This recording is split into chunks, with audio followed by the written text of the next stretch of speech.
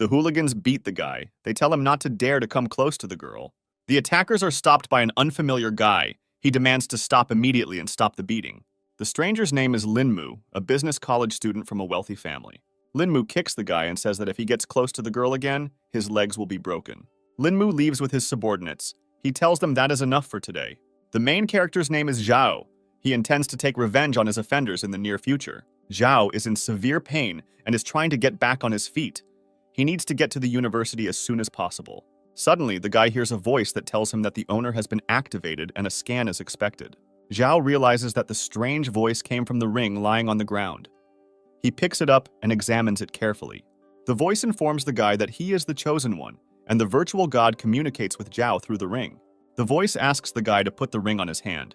Zhao fulfills the voice's demands and starts the scanning process. The guy completes the scanning process. The information received greatly shocks him. The city is completely destroyed. Crowds of aggressive zombies roam its streets. Vile creatures attack the surviving people and destroy them. The guy asks the ring about what happened. The voice says that Zhao saw information about the end of the world and stored it in his memory. Zhao doesn't want to believe what he saw. He believes that everything that happened was someone's bad joke and tries to take off the ring. The guy is in severe pain. A voice tells him that if the ring is on, the owner cannot remove it on his own. The voice tells Zhao that if you rub the ring, you can launch a virtual space that has the ability to contact objects from the real world. A huge cube appears in front of the guy, which is a system for exchanging resources and weapons. There is a shopping system in the virtual storage. Resources can be purchased by killing other zombies. One of the most valuable items is antivirus serum. The voice tells Zhao that there is very little time left before the disaster begins, and the guy needs to carefully prepare for it. Zhao packs a large bag with food, water, and necessary items that will help him survive at first. A guy comes to a university dormitory where he is met by his roommate, whose name is Bean. Zhao tells his roommate that tomorrow will be the end of the world and the world will be overrun by zombies. The guys in the room are surprised by Zhao's words. Zhao's classmates do not take his warning seriously. They believe that the guy simply overplayed computer games. They call Zhao a poor loser and plan to visit an internet cafe. Zhao demands that his friend believe him and take his words seriously. The main character and his friend Bean use furniture to barricade the entrance to the room. For a long time, they sit near the front door, waiting for a zombie attack. Bean gets tired of waiting and falls asleep. The night flies by. Bean says that during this time, nothing unusual happened. Zhao answers the guy. He tells him that he cannot relax, since mortal enemies are somewhere nearby. Bean is about to leave the main character and go to bed, as he is tired of the pointless waiting and is tired. Suddenly, they start knocking hard on the barricaded door, and loud cries for help are heard in the corridor. Bean is very scared. He asks Zhao about the reason for the terrible screams coming from the corridor. Zhao and his friend go to the window to look out at the street. The city street is captured by a large number of aggressive zombies. They attack people who did not have time to hide. Bean begins to become very hysterical. He strongly doubts the veracity of his friend's stories. Zhao's voice is heard. He asks Bean to calm down. The guy tells him that they need to hide until the zombies leave. Zhao invites his friend to find a place where they can hide. He says that the zombies have not yet evolved much, and they have time. Zhao is going to go down to the first floor to the fire shield to arm himself with an axe. The guy understands that it will be much easier for him to fight zombies if he is armed. Zhao asks Bean not to open the front doors to anyone after he leaves. Bean asks the guy to return quickly and be extremely careful. Bean is overcome by a strong feeling of fear. He does not want to be alone and asks Zhao to take him with him. Zhao agrees to take the guy with him, but only on the condition that he does not interfere with him. A zombie is slowly moving along the deserted corridor of a student dormitory. Zhao runs sharply around the corner and delivers a strong kick to the zombie in the corridor.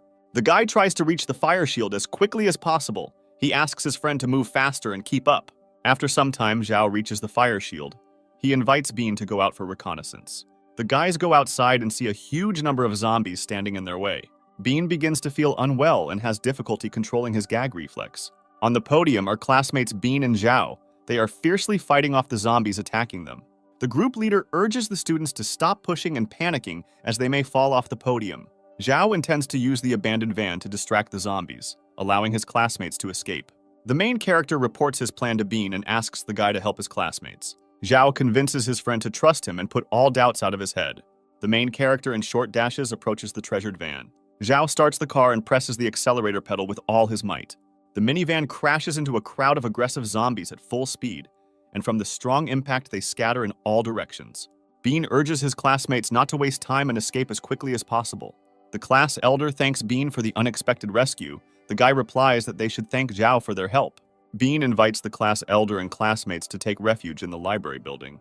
The guy leaves his classmates. He intends to help his friend Zhao as quickly as possible. Zombies surround the car. They break its windows in order to get inside. Zhao prudently managed to leave the car and hid behind a tree standing nearby. The guy stands behind a tree and doesn't notice how someone's hand is reaching out to him from behind. Noticing the hand in time, Zhao grabs it and swings the fire axe to strike. Bean's loud scream is heard. He asks the guy to stop and not harm him. Zhao says he was scared to death and asks his friend to never do that again. Bean says he helped his classmates and directed them to the university library. Zhao finds the library a good refuge and invites Bean to join his classmates. In short dashes, so as not to attract the attention of zombies, Zhao and his friend head to the library. While running, Bean drops a trash can, which attracts the attention of nearby zombies. A huge number of zombies rush at the fleeing guys. Zhao demands his friend to keep up and move faster. The guys reach the main entrance to the library. They knock on the front door and ask to be let in. The class elder demands that Zhao and his friend be allowed inside immediately. Those around her do not agree with her. They are afraid that zombies may get inside. The guy standing near the door stops the class leader. He doesn't want to put the students hiding in the library at risk. The class elder demands that the guys be released immediately. She says that thanks to them, everyone survived. The guy standing at the door is called Lee Sun. He hits the class elder with a strong blow. Lee Sun tells those present that under no circumstances should they open the door, as zombies will enter the room and destroy everyone. Classmates silently look at the class elder. They fear for their lives and agree with Lee Sun's words. The guy calls the class elder a stupid, stupid woman. He demands not to put his life in danger. Bean demands that Lee Sun immediately stop beating the class elder. He threatens to deal with the guy when he gets inside. Bean understands that no one will open the door for them. He does not know what to do next and asks Zhao for advice. The main character demands his friend stop the hysteria and orders him to follow him. The guys manage to escape and hide in a nearby gateway. Bean asks Zhao for forgiveness for his slowness. Zhao asks his friend not to be upset and to focus his thoughts on salvation. The guy is very angry that Lee Sun dared to hit the class elder. He is going to take revenge on him. The guys walk around the library building. Zhao suggests getting inside using an unlocked window. Zhao enters the room through a window and opens the front door to let his friend in. On the ground floor, in the large hall of the academic library, the surviving students are located.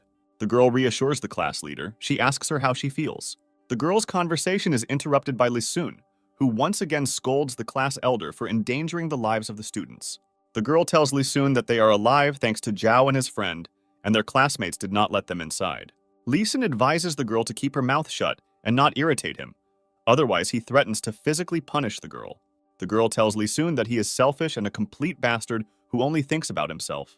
Suddenly, the conversation is interrupted by Zhao. He approaches Lee Sun and strikes him with a strong blow.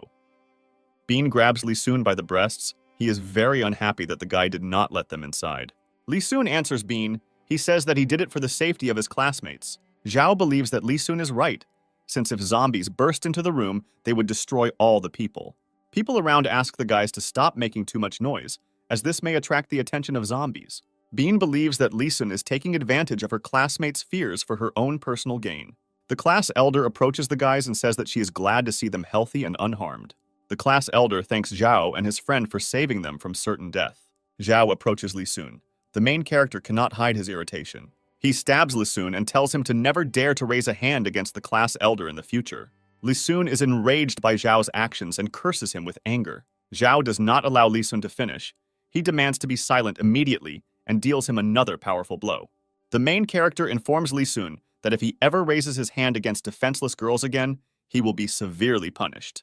Zhao asks the class elder not to be afraid of anything, and in case of any problems, immediately inform him. The class elder apologizes to Zhao for not being able to open the front doors for them. Bean asks the girl not to worry. He tells the class elder that this is not her fault. The class elder declares that she is unworthy of such a title because she could not protect her classmates. Zhao tells the girl that for him, she is the best class elder he has ever known. The girl cannot contain her emotions. She clings to Zhao and begins to sob loudly. The main character tells the girl that as long as he is alive, he will protect her. Zhao asks the class elder how long ago she saw a girl named Xin. The class elder's name is Tong. She tells the guy that the last time she saw Xin was in the square. Tong asks the guys for a phone to call her parents. The girl couldn't reach them after the zombies appeared. The guys say that their phones do not receive a signal. They believe that there is no connection not only in the city, but throughout the whole world. Zhao tries to calm the girl down. He says that her parents are alive and hiding in a safe place. The students are very hungry. They complain to each other about the lack of food and water. One of the students expresses his dissatisfaction. He is tired of the complaints of his classmates. Another student does not support him and responds rudely to him. A conflict is brewing in the group of students. Zhao and his friends notice that their classmates are starting to argue, but they are in no hurry to intervene in the dispute. Tong wants to intervene and calm her classmates. Zhao stops her. He says that this is a useless and dangerous activity. Classmates sort things out, trying to find those responsible for their current situation. Students begin searching for water and food, but this does not bring any results. The students are about to go to the second floor. They think there might be food in the principal's office. The students are stopped by a group of hooligans who have taken over the second floor of the building. Bean wonders. He doesn't understand how a group of local hooligans took over the second floor and what they are doing there. One of the students goes up to the leader of the hooligans, Linmu. He makes excuses to him and says that they wanted to find food or water. The leader of the hooligans, Linmu, kicks the guy. The student falls down. Classmates are very outraged by Linmu's behavior. Their loud indignation can be heard. The girl approaches the guy who was attacked by Linmu and asks him how he is feeling. Linmu declares to his classmates that from now on the stairs are the boundary, and the second floor is his territory. The students listen attentively to Linmu. The leader of a gang of hooligans declares that he will kill anyone who dares to cross the border.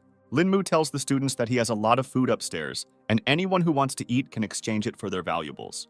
Bean expresses his opinion to his friends. The guy considers such actions outrageous. Linmu calls the girl's boyfriend a freak and invites her to go with him. If she agrees, he promises her a lot of food. Such statements make the girl wildly furious. She hits Linmu on the hand, knocking out a package of food from her. The girl's reaction infuriates Linmu and he hits her hard. Linmu grabs the girl by the hair and demands an immediate apology from her. The class elder asks Linmu to stop bullying his classmate immediately. Tong appeals to the conscience of the leader of the hooligans. The girl says that in this situation, everyone should be more united. The class elder states that the library is a public place and the food in it belongs to everyone. Linmu tells Tong that all the teachers are dead and now no one can protect the girl. The leader of the bullies orders his subordinates to attack the class elder. Linmu's subordinates happily begin to carry out their master's orders. Zhao stands up for the girl. He comes forward holding an axe in his hand and asks Linmu not to go too far. Linmu demands Zhao to step aside and threatens him with a painful death if he disobeys the order. Zhao tells the leader of the hooligans that his time has passed, and as a sign of his strength, he hits the doorway with an axe. The subordinates of the leader of the hooligans, Linmu, ask not to contact Zhao since the guy is armed and serious. Linmu once again announces to his classmates that the entire second floor belongs to him personally. The leader of the hooligans and his subordinates retire to their floor, their classmates silently watching them. Linmu demands that his subordinates immediately find him some weapons. Bean believes that Linmu greatly frightened the class elder. He tries to calm the girl down. Zhao tells his friends that in extreme situations, people reveal their inner nature. The guy asks Tong to change his attitude towards people. He is afraid that the girl may suffer because of her character. Bean says that he will always protect the girl. Tong thanks the guys for their support. Tong believes that the students are safe for now, but she fears that sooner or later they will all starve to death. Zhao believes that students should not openly confront the gang of bullies, as there are too many of them. He invites his friends to explore the surrounding area to find water or food. Among the students, there is a girl named Shin. She looks blankly at her neighbor on her desk. The girl's friend asks Shin if she is okay. She is worried about the girl's appearance. Zhao and his friends slowly walk through the deserted corridors of the library. The guy is about to leave the room in the library and go to the cafe located opposite. He asks his friends to open the door for him upon his return. Tong asks the guy to stay in the library. She considers such an outing dangerous, since there are a lot of dangerous zombies on the streets. Zhao asks his friends not to worry about him. He tells them that everything will be fine. Bean hopes that his friend will not be noticed by the zombies and will return safe and sound. Zhao moves along the street in short dashes. He hopes that the zombies on the street will not notice him. In one of the gateways, a guy notices dead students. He decides to take away food and water that they no longer need. Zhao opens the dead student's backpack and sees a large amount of water and food in it. The main character activates his ring to launch a vault into which he will place the necessary items. The guy decides to completely fill the storage, since over time it will be more and more difficult to find food. A loud, terrible roar distracts Zhao from filling the vault, and the guy slowly turns around. Screaming loudly, a huge 2-meter zombie attacks the main character. Zhao dodges the attacking zombie and hits him hard with a fire axe. The guy realizes that the noise of the fight has attracted the attention of the zombies around him, and they slowly begin to surround him. Zhao notices a window and tries to use it to escape inside the building. The main character finds himself in the kitchen of a large restaurant. He hopes to find a large amount of food. Zhao finds a large container with a lot of cooked rice inside. Bean and the class elder hear a knock on the door and Zhao's voice. The guy asks his friends to let him in. Tong rushes to the guy and hugs him tightly. The girl is very happy that the guy returned safe and sound. Bean tells his friend that the class elder was very worried about him. Zhao tells his friends that he did not return empty-handed and invites them to eat rice. The friends happily eat the offered treat. They have not eaten hot food for a very long time. The class elder asks Zhao why the guy doesn't eat with them. Zhao responds to his friends. He says that he already ate at the cafeteria and takes out full bottles of drinking water from his bag. The voice of the main character is heard asking his friends not to tell their classmates about the food, as he fears that they may be attacked. Bean considers such actions fair, since none of their classmates helped them, and Zhao risked his life. Zhao approaches the front door. He realizes that zombies are very close. The main character understands that a long absence will arouse suspicion among his classmates and offers to join them. Linmu comes down from the second floor, and in a mocking manner he tells his classmates that he is very worried about them. Zhao invites his friends not to react to such provocations, since the gang of hooligans is very strong. Linmu approaches Shin and tells the girl that he has food and water. He invites her to join him. Bean watches their conversation carefully, knowing that his friend has a thing for Shin. Shin's friend says that they haven't eaten anything for a long time, and if Linmu gives them some food and water, they will be grateful to him. Linmu orders his subordinate to immediately provide water and food to Shin and her friend. The leader of the hooligans tells Shin that she is in an unsafe place and invites the girl to go with him to the second floor. Shin thanks Linmu for the food and water and tells the guy that she intends to stay with her classmates. Linmu grabs the girl's hand. Shin's friend tries to calm the guy down and asks him to let the girl go. The leader of the bullies orders Shin's friend to shut up immediately and threatens to beat her up. Shin does not intend to tolerate the guy's boorish behavior. She calls Linmu a disgusting freak and hits him in the face. The girl says that she does not intend to obey Linmu's orders and tolerate his vile behavior. She throws food and water at Linmu's subordinate and demands that the bullies leave. Linmu says that he will wait a few days and enjoy the moment when the girl begs for food on her lap. Shin's friend calms the girl down. She's very outraged by the behavior of the leader of the hooligans. Tong is very worried about the girl and tells his friends that Shin is in serious danger. Zhao is pleased with Shin's reaction. He would start to despise the girl greatly if she went up to the second floor. The guy approaches Shin and her friend and asks if the girl is okay. The girl's friend asks Zhao not to disturb Shin and let her calm down and rest a little. Zhao is not going to bother the girls. The guy offers them water and food. The main character asks Shin and her friend to accept some food and water from him. The guy says that he does not pursue selfish interests and says that he just wants to help the girls. Lee Sun stands on the threshold of the hooligan leader's office, asking to listen to him. Linmu asks the guy why he is taking up his precious time. Lee Sun tells the leader of the hooligans that they had a very good relationship in the past and says that he can be very useful in the gang. Linmu asks to name at least one reason why he should accept the guy into the gang. Lee Sun promises to bring the leader a woman he likes. Shin's friend was very surprised by Zhao's action. She asks what the relationship was between them. Shin answers his friend. She says that she doesn't know Zhao at all. They were just in the same class together. The girl tells Shin that they are in great danger, and the best way to protect themselves is to find someone they can rely on. Shin's friend's name is Eliza. She believes that Zhao is an attractive young man who can protect them. Zhao asks his friend why the class elder is depressed. Bean tells Zhao that Tong was very upset about his communication with Shin. Zhao's conversation with his friends is interrupted by the loud impact of a body falling from the second floor. Zhao pushes his classmates aside and wants to get closer to find out what's going on. A gloomy sight appears in front of the guy. A dead girl lies on the floor, having fallen from the second floor. Lee Sun tells his new master that he will bring him a new girl in the near future. Zhao's heart is filled with anger and hatred. The guy wants to avenge the girl, but he understands that this is impossible now, since the Linmu group is very strong. Zhao approaches the murdered girl. He covers her with his jacket and reads a farewell prayer.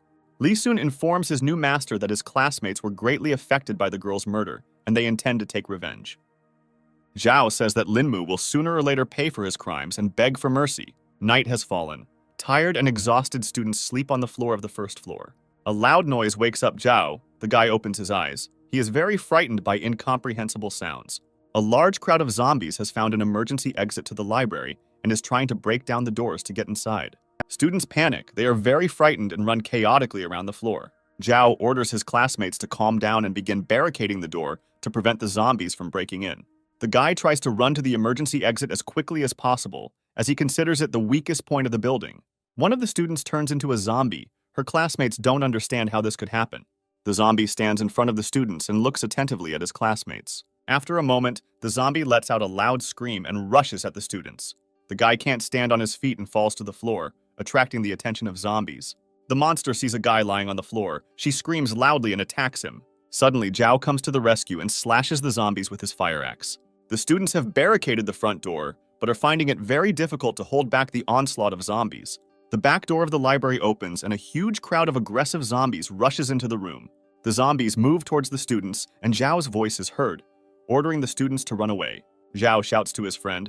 He asks Bean to stay with the class elder and protect her. Creepy creatures have broken into the library and are attacking defenseless people. The surviving people run to the stairs, trying to escape on the second floor of the building. One of the students suggests going up to the curator's office to hide there. Access to the second floor of the library has been blocked by hooligans led by Linmu, who are refusing to help students in trouble. In the crowd of people distraught with horror is Shin. The girl is disoriented and very scared. Zhao finds Shin in a crowd of people and invites the girl to follow him to save her life. The guy asks the girl to trust him.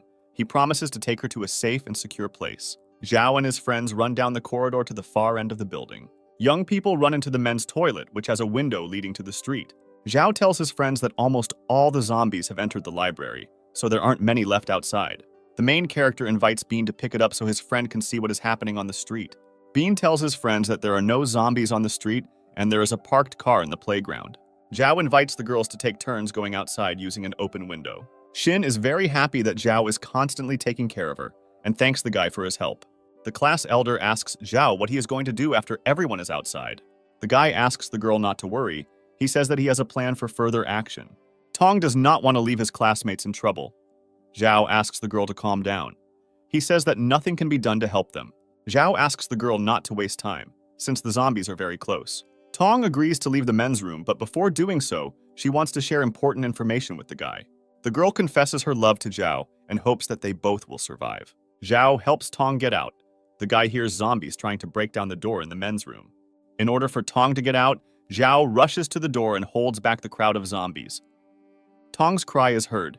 The guy turns to the girl and orders her not to wait for him, but to run away. Tong jumps down and joins his classmates outside. Zhao's friends hear the voice of a guy who demands not to wait for him and go to a safe place. Young people run to the playground where there is a parked car. A crowd of angry zombies broke down the door to the men's restroom and surrounded Zhao. Dozens of zombies growl loudly and rush at the guy. He fights off the monsters with a fire axe. Bean and the girls get to a parked car. The guy tries to start the engine. Tong tells Bean that she can't leave now. She demands to wait for Zhao. The girl insists that they cannot stay in the parking lot, as zombies will soon appear here and eat them all. Shin's friend asks to leave immediately and not wait for Zhao. She believes that the guy may already be dead. Tong gets out of the car and intends to go back to the men's room to get Zhao. Bean tries to stop her. The guy says that he promised Zhao to protect Tong and does not want the girl to die in vain. Bean contacts the class elder. He claims that Zhao will return as he must have a plan. Tong does not believe that Zhao can cope with a large number of zombies alone. Bean persuades her to return to the car. Bean presses the gas pedal and the young people drive away to safety.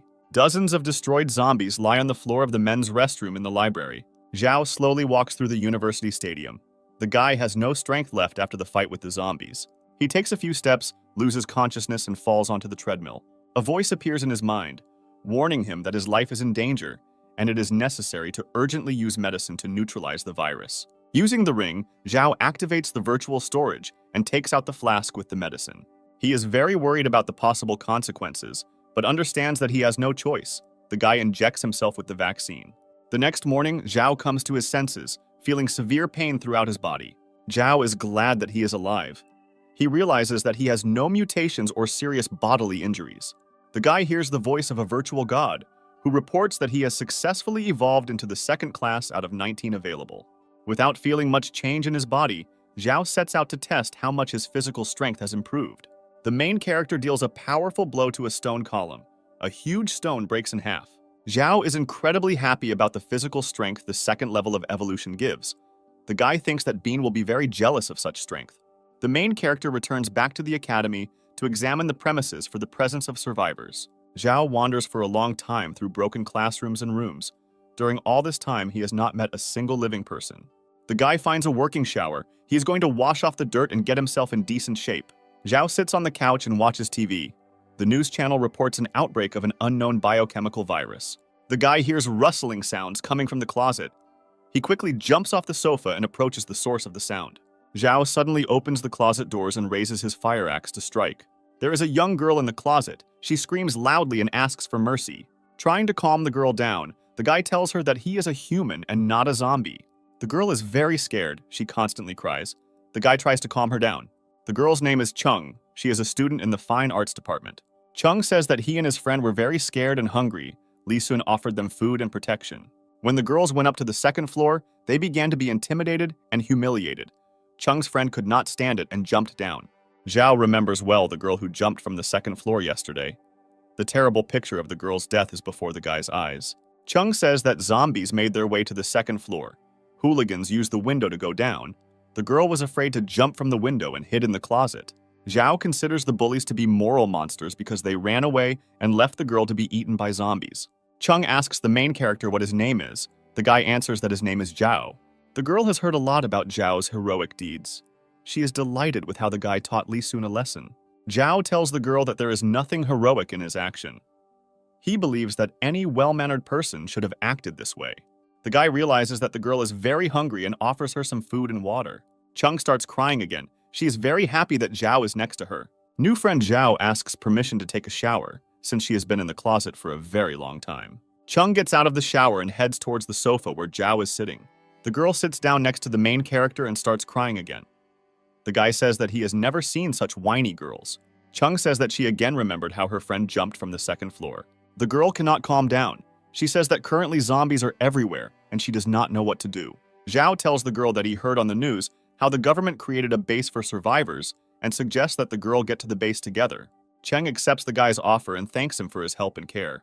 Zhao invites the girl to change into the clothes he took from the dorm. Chung cannot contain his emotions. The girl approaches the guy and kisses him deeply. Chung tells Zhao that she doesn't have the money to pay him back and suggests they discuss alternative options. Zhao did not expect such a proposal from the girl. The guy cannot contain his anger and irritation. Chung tells the guy that he misunderstood everything. Her feelings are selfless and sincere. Chung asks the guy if he kissed girls before her. The guy reacts strongly to her words. Chung is happy about the fact that she is the first girl that a guy has kissed in his life. People can be heard asking for help over the speakerphone. They report that they are in the radio room. Zhao realizes that there are living people in the university. He intends to save the trapped people. A huge number of zombies roam the corridors of the university. They move slowly and emit eerie howls. A group of people escape to the radio room of the university. They barricaded the front door in the hope of protecting themselves from zombies. Zhao climbs a tree opposite the radio room and tries to draw people's attention to himself. The radio room window opens and the people inside loudly greet the guy. Zhao orders people to speak quietly and not make noise, as a loud voice may attract the attention of zombies. The main character is going to throw a rope to people so that they get out of the radio room. The people in the radio room securely fasten the rope, and with the help of it, one by one they go down to the street. Zhao looks around as Cheng helps people get out of the university building. One of the guys couldn't hold the rope. He falls to the ground and screams loudly. The guy's fall was too loud. It attracted the attention of nearby zombies. Zhao orders everyone to run to the car park next to the university. People rush headlong towards a car parked in a parking lot. Zhao tries to organize and calm people down. He demands that they let the girl go ahead. The rescued people do not listen to the guy. They take up all the seats in the car and try to drive away the clumsy classmate who has attracted the attention of the zombies. Chung doesn't want to get into the car. She asks Zhao for permission to stay with him. Zhao tells the girl that staying with him will be very dangerous for her. He wants the girl to go to a safe place. Chung asks Zhao to look carefully at her classmates. She believes that it will be unsafe to be near them. Classmates swear loudly. They continue to share seats in the car. Zhao is dissatisfied with the way the classmates he saved behave. He demands that they not turn into pathetic, selfish creatures. Classmates hesitantly make excuses to Zhao and leave the university premises. Zhao tells the girl that a zombie is about to appear. They need to take refuge in a safe place as quickly as possible. Zhao and Chung use an abandoned cafe as a shelter. The girl has prepared noodles. She's going to feed the guy. Zhao is surprised by how beautiful and appetizing the girl's noodles look. Chung hopes that the guy will really like the dish she has prepared. Zhao does not stop praising the girl. He says that he has not eaten such delicious hot food for a long time. Chung considers Zhao to be his boyfriend. The main character takes this information to heart.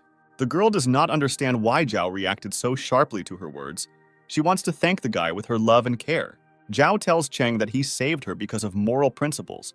The guy does not want to receive a reward for saving the girl. Chung continues to insist. She tells Zhao that she likes him very much. The main character asks the girl to immediately stop such conversations. Chung starts crying. She is very upset because the guy doesn't like her. Zhao tells the girl that the reason is not her, but that he has a loved one. Chung reacts very strongly when he finds out that Zhao's lover is Xin. Chung believes that the guy has very little chance since Xin is a famous girl from a rich family. The girl thinks that she will be able to survive only if a strong man is next to her. Chung tells the guy that she is quite happy with being his mistress. Zhao and Cheng go down to the basement of the building where there is a large car park. Young people choose a new modern SUV with increased power. Chung tells the guy that she has always dreamed of driving a modern, expensive car. Zhao takes out a map. The guy tries to find the place where the survivors' base is located. Suddenly, a group of people appears in front of the car. Chung suddenly slams on the brake. There is a girl on the road accompanied by two guys. They ask you to open the car doors and let them in. Zhao and Chung realize that the strangers are human and agree to give them a ride. Zhao asks strangers where they are going to go. The unfamiliar girl avoids answering. The main character asks strangers how they ended up on the highway. The unfamiliar girl says that she, her boyfriend, and brother were hiding nearby.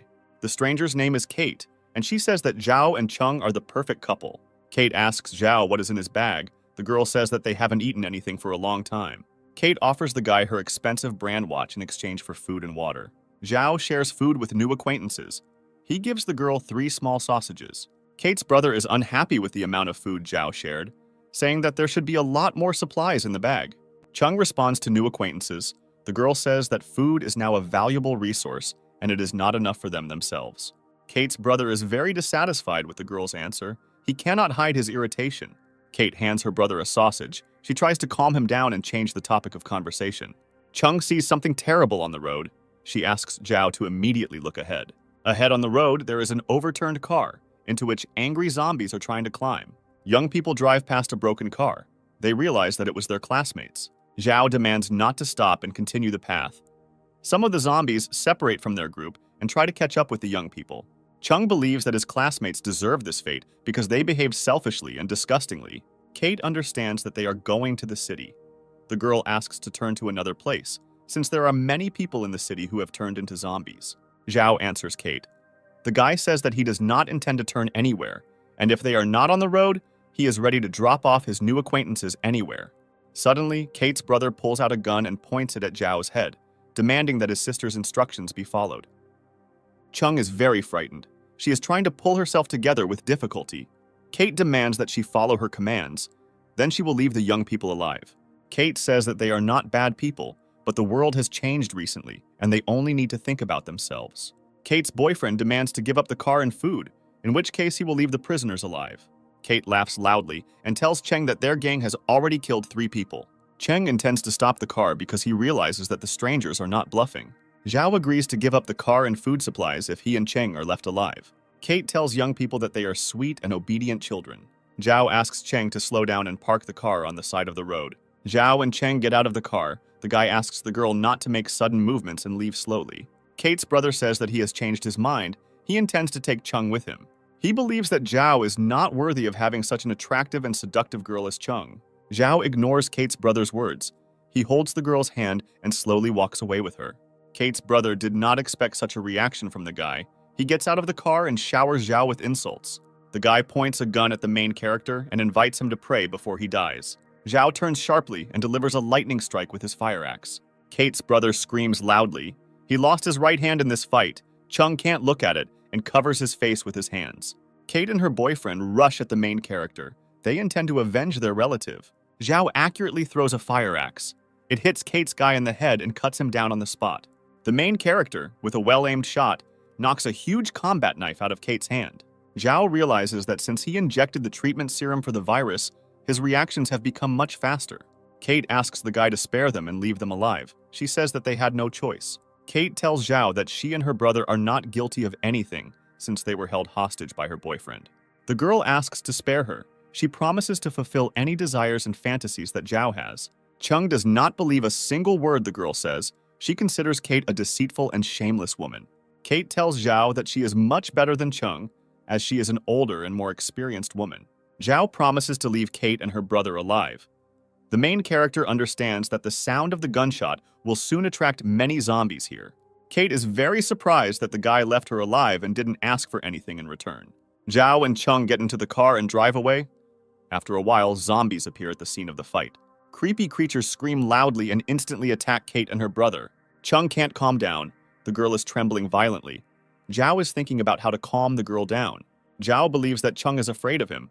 He tells her that he had no choice. Chung answers the guy. She says that she is fine and needs time to accept the new reality. The girl tells the guy that she is scared, not because she saw Zhao killing people, but because she might be left alone. Chung recalls the terrible moments on the second floor of the library when everyone ran away and left her alone to be eaten by zombies. The girl is grateful that she met Zhao and intends to be a useful member of the team. The young people's path is blocked by many abandoned cars left on the bridge. Zhao and Chung get out of the car and continue on foot. The girl is frightened by the eerie silence that reigns around. She asks Zhao if there could be ghosts here. Zhao believes that it is much better to face ghosts than a crowd of aggressive zombies. Chung hears a strange sound. She rushes to the guy and screams loudly. A large black cat stands in the way of the young people, looking at them in bewilderment. Zhao tells the girl that he hears the sounds of zombies approaching, and tells her that these are not single zombies, but a large group.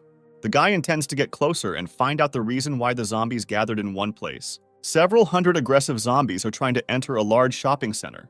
People inside the shopping center have barricaded the entrance doors with furniture and are trying to hold off the monsters. Zhao sees a large window on the upper floors of the building and intends to climb up there to see what is happening inside.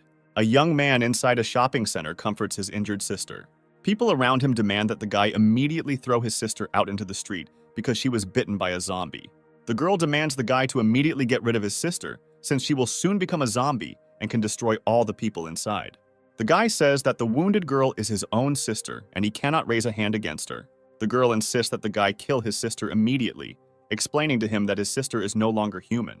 The guy's name is Dennis. He asks the girl to be more humane since his wounded sister saved her life. Sister Dennis is conscious. The girl says that she does not want to become an ugly zombie. The surrounding people demand that Denis immediately get rid of his wounded sister. Otherwise, they will destroy them both. Dennis screams at those around him, threatening to kill anyone who touches his sister. A huge man rushes at Denis, intending to destroy the guy and his sister. Dennis has excellent boxing skills, which allows him to quickly deal with a huge man. An elderly businessman orders those around him to attack Denis altogether. Zhao and Chung carefully observe what is happening through the window. They believe that in extreme situations, people are prone to selfishness. The furious battle continues. Dennis repels the attacks of numerous opponents. Zhao is amazed by the tenacity of a guy who is ready to save a loved one at any cost. The main character intends to create a team of such people. The forces are too unequal. The people inside the business center defeat Denise. A man with a bat approaches the defeated Denise. He tells him that he will first deal with his sister and then destroy him. A man with a bat approaches the infected girl. Those around him demand that he immediately destroy her. The man raises his bat over his head to strike, and the voices of those around him are heard calling for the monster to be destroyed as quickly as possible. A loud sound of breaking glass is heard. This attracts people's attention. They look up. Zhao and Chung get inside through a broken window. The guy finds this place disgusting. People think that Zhao has appeared to save them and ask the guy to help them immediately. Zhao tells the people below that he can only save one person. An elderly businessman asks to save him. Since he is the president of a famous company, he promises to pay generously for the service. The girl begins to argue with an elderly businessman, considering herself too young and beautiful to die. Zhao shouts to Dennis and asks him what his name is. Dennis says his name. Dennis hopes that there is a way to save his wounded sister. The guy asks not to save Denise under any circumstances, since his sister was bitten by a zombie. Zhao invites Dennis to join him and become part of the team. Dennis accepts the guy's offer. Zhao tells people that after he saves Dennis and his sister, he will leave a rope so that everyone can get out. The girl apologizes to Denis for her behavior. She explains this by saying that she was very scared. The girl turns out to be Dennis's fiancée. She says that she still loves the guy very much. The voice of Dennis is heard, telling the girl that now they have nothing in common. Zhao and Cheng examine Sister Dennis. The wounded girl is feeling very bad. Dennis's sister moans quietly and coughs up dark liquid. Soon the girl will turn into a monster. Cheng asks Zhao if there is any way to save Dennis's injured sister. Dennis says that he will not leave his sister and will be with her until the very end. Zhao invites his team to leave the business center and find a safe place. The main character and his team find shelter in an abandoned warehouse. Dennis reassures his sister. He promises her to find a doctor soon. Chung considers the situation hopeless. The girl is very worried about Dennis and his sister. Zhao understands that the injured girl is too weak, and even if there is a cure, there is no chance that she will remain human. The main character tells Dennis that there is only one way to help his sister. Dennis asks what this way is. Zhao invites the guy to take the fire axe from him and stop the girl's suffering. Dennis says that even if his sister becomes a zombie, he will not allow anyone to hurt her. Chung invites the guy to look at the situation realistically. The girl believes that her sister cannot be saved. The wounded sister tells Dennis that she doesn't want to turn into an ugly zombie. She asks her brother to kill her before she attacks everyone. Sister Dennis asks Zhao and Chung to look after her brother after her death. Zhao promises the girl to keep an eye on her brother and not let him do anything stupid. The wounded sister Dennis tells her brother that she will watch him from heaven and loses consciousness. Dennis cries and screams loudly. He tries to bring his sister back to consciousness. Zhao demands Dennis to immediately destroy the girl, as she has begun to turn into a zombie. Sister Dennis has turned into a zombie. She makes inarticulate sounds and begins to approach her brother. Zhao understands that Dennis cannot raise a hand against his sister. Even after she became a zombie, the main character delivers a precise blow and destroys the monster. A large fire is burning in the backyard of the warehouse. Dennis and his new friend say goodbye to his sister. Zhao extends his hand to Dennis and invites the guy to join his squad. The main character and his friends decide to spend the night in an expensive hotel. Zhao introduces Dennis to Cheng. The guy briefly talks about himself and his new girlfriend. Cheng asks Dennis to tell about herself, since the girl knows nothing about the guy. Dennis says that he comes from a poor family, their parents died early, and he was left alone with his sister. The guy studied martial art to become a master and feed his sister. Cheng asks Denny not to despair. She is sure that such a good guy will do well in the future. Zhao tells his new friends that he hears the sounds of approaching zombies. Chung is surprised by the protagonist's abilities, since she herself is unable to hear the approaching zombies. Zhao temporarily acquires the ability not only to hear zombies, but also to clearly see them from a distance. The girl does not understand where the zombies in the corridor could have come from, because before that they checked the entire hotel. Zhao invites Dennis to go out into the corridor and immediately deal with the zombies. The main character asks Dennis to turn off his fear. He tells the guy that this will help in the battle. The zombies in the corridor discover the students and immediately rush to attack. Zhao, with the help of his fire axe, deftly deals with numerous zombies, and for each killed monster, he is awarded points. Dennis barely fights off the zombies, while another monster sneaks up on him from behind. The zombie, who crept up from behind, jumps on Dennis and knocks the guy to the floor. Chung opens the door of the room and screams loudly. The loud noise attracts the attention of the zombies, which saves Dennis from imminent death as all the monsters rush at the girl. Dennis continues to fight the zombie, but cannot cope with it and throw it aside. Zhao and Cheng watch his struggle. The girl asks the guy why he doesn't want to help his new friend. Zhao believes that Dennis should cope on his own, since the guy does not need a weakling on the team.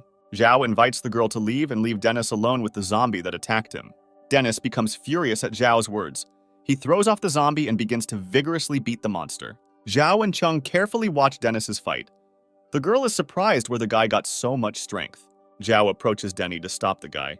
He tells him that the zombie is already dead. Dennis is in a state of clouded consciousness. He turns to Zhao and raises his hand to strike. Zhao effectively blocks the guy's blow and tells his new friend to calm down. Dennis is very angry with Zhao because the guy did not help him in difficult times, but simply watched the fight indifferently. Zhao responds to Dennis, saying that he saved him so that the guy would help fight and not be a useless burden. Zhao wants Dennis to stop thinking about his sister and not show pity towards the monsters. Dennis apologizes to Zhao and asks for forgiveness for being too impulsive and not understanding the guy's actions. Dennis thanks Zhao for saving him and promises not to be so soft in the future. Zhao and his friends watch a news broadcast that states that the government has created a base where they are collecting all the survivors. Chung asks Zhao why he is so upset. The guy tells her that the base will not solve all problems. Zhao says that tens of millions of people live in the province, and the base can accommodate no more than 100,000. The guy worries about the fate of people who will not have time to get into the defense base. In addition, Zhao is worried about where the government will get resources to support people's livelihoods. Cheng wonders what they will do next, go to the base or stay in the city. Zhao decides that he needs to move towards the base, but not to place high hopes on it. The main character tells his friends that they don't need to trust everyone and rely only on themselves. The conversation between Zhao and his friends is interrupted by a laser beam that appears in their room. Zhao realizes that the laser beam is coming from the opposite building. He goes to the window to determine the source of the radiation. In the building opposite, there are people who begin to be very happy that they saw Zhao and his team in the next building. Zhao begins to shout to the people in the building opposite, but the guy quickly realizes that they are far away and cannot hear him. Dennis tells his friends that he masters the art of conveying information through gestures. The guy is trying to convey information using gestures, but the people in the building opposite do not understand him. Zhao is going to cross the street and help the trapped survivors. Wiping is the CEO of the company, and he and his employees are in a locked building. Company employees tell Wiping that they saw living people in the hotel opposite. Wiping takes the binoculars from his subordinate and carefully peers at the building opposite. The CEO tells his staff that he doesn't see 3 students. The chairman of the company named Binyan and her secretary enter the office. Wiping reports to the company chairman that employees have found 3 students in the building across the street. He believes that the students are not able to help and save the company's employees. The secretary of the company's chairman is called Tong, and she asks Wiping how the corporation's employees are feeling.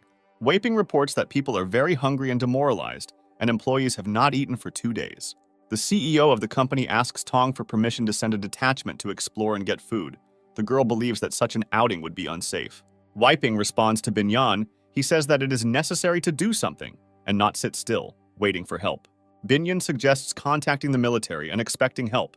She believes that employees should not risk their lives. Binyan asks employees to have faith in the government and not lose hope. She hopes that everyone will be rescued soon. Wiping harbors a grudge against Binyan. He considers his boss a stupid woman. Mr. Yamada comes into the room. He is very dissatisfied with the current situation. Yamada demands a safe evacuation for him immediately, or he threatens to file a lawsuit when he returns home. Binyan and Tong apologize to Mr. Yamada. They deeply regret that the outbreak caused him inconvenience. Binyan promises Mr. Yamada to fully compensate for all losses after the situation returns to normal. The chairman of the company asks Wiping to take Mr. Yamada to the office to rest. Tong's secretary doubts that the military will send anyone to rescue the corporation's employees. Binyan asks Tong not to escalate the situation. She believes that the government will organize an evacuation soon. Tong is worried about the situation and tells Binyan that food supplies are almost gone. Binyan hopes that the military and rescuers will find them and provide assistance in the near future. Mr. Yamada greatly regrets visiting the corporate office and expresses his dissatisfaction with the secretaries. Wiping asks Mr. Yamada to give him some food. The CEO says he hasn't eaten for several days. Mr. Yamada answers Wiping that he does not intend to share food supplies with him. He demands that he not interfere with his rest and leave the office immediately. At the last moment, Mr. Yamada asks Wiping to stop. He promises to share food with him if the CEO fulfills his request. Mr. Yamada tells Wiping that Binyan is the most beautiful woman he has ever seen. He promises to share food if the CEO brings the girl to him. Wiping finds such a request very difficult since Binyan is his boss. Yamada promises to appoint Wiping as a director of the company if he complies with his request. Wiping considers such an offer a godsend and agrees to fulfill Mr. Yamada's request. Mr. Yamada throws a loaf of bread to the CEO and says that he always keeps his word. Zhao and his friends enter the building where the corporation's employees are located. Chung notices that there is deathly silence in the building. Dennis assumes that the zombies have left the room. Zhao informs his friends that there are at least 20 zombies on the floor. Dennis and Chung are very surprised at the guy's abilities, since they themselves do not hear any suspicious sounds. Zhao activates the virtual vault, and mannequins with huge battle swords appear in front of him. He takes a combat sword from one of the mannequins and hands it to the surprised Dennis. The guy believes that Dennis's effectiveness will greatly increase if he uses a combat sword. Dennis appreciates the combat sword, noting its sharp edge and good balance. A loud roar is heard, and a moment later a crowd of angry zombies attacks Zhao and his friends. Zhao asks Dennis to stay put and protect Cheng while he deals with the zombies. Wiping comes into Binyan's office and tells the girl that he has an important proposal that needs to be discussed. Tong asks the CEO what he wants to offer Binyan. Wiping tells the girls that they have no food left and are in danger of not surviving until rescuers arrive. The CEO reports that he and Mr. Yamada have come up with a plan to save the corporation's employees. Tong warns Binyan. She says that she feels threatened by Mr. Yamada. Wiping invites the girls to go to Mr. Yamada's office to discuss the rescue plan together. Dennis, using his combat sword, mercilessly destroys aggressive zombies. Chung is very surprised by the effective sword technique that Dennis uses. Zhao and his team approach the elevator. They decide that it will be unsafe to use the elevator. They decide to use the ventilation shaft to get to the upper floors. Wei asks Mr. Yamada for permission to enter the office to discuss the rescue plan. Mr. Yamada lounges imposingly in his chair and greets Binyan and Tong. Binyan is ready to discuss the rescue plan that Mr. Yamada came up with together with Wei. Tong looks carefully at the table where there is a large amount of food. She expresses her dissatisfaction with Mr. Yamada. He has large supplies, but nevertheless he asks for food. Mr. Yamada answers her. He says that he forgot about the food that was in his luggage. Tong does not believe Mr. Yamada's words.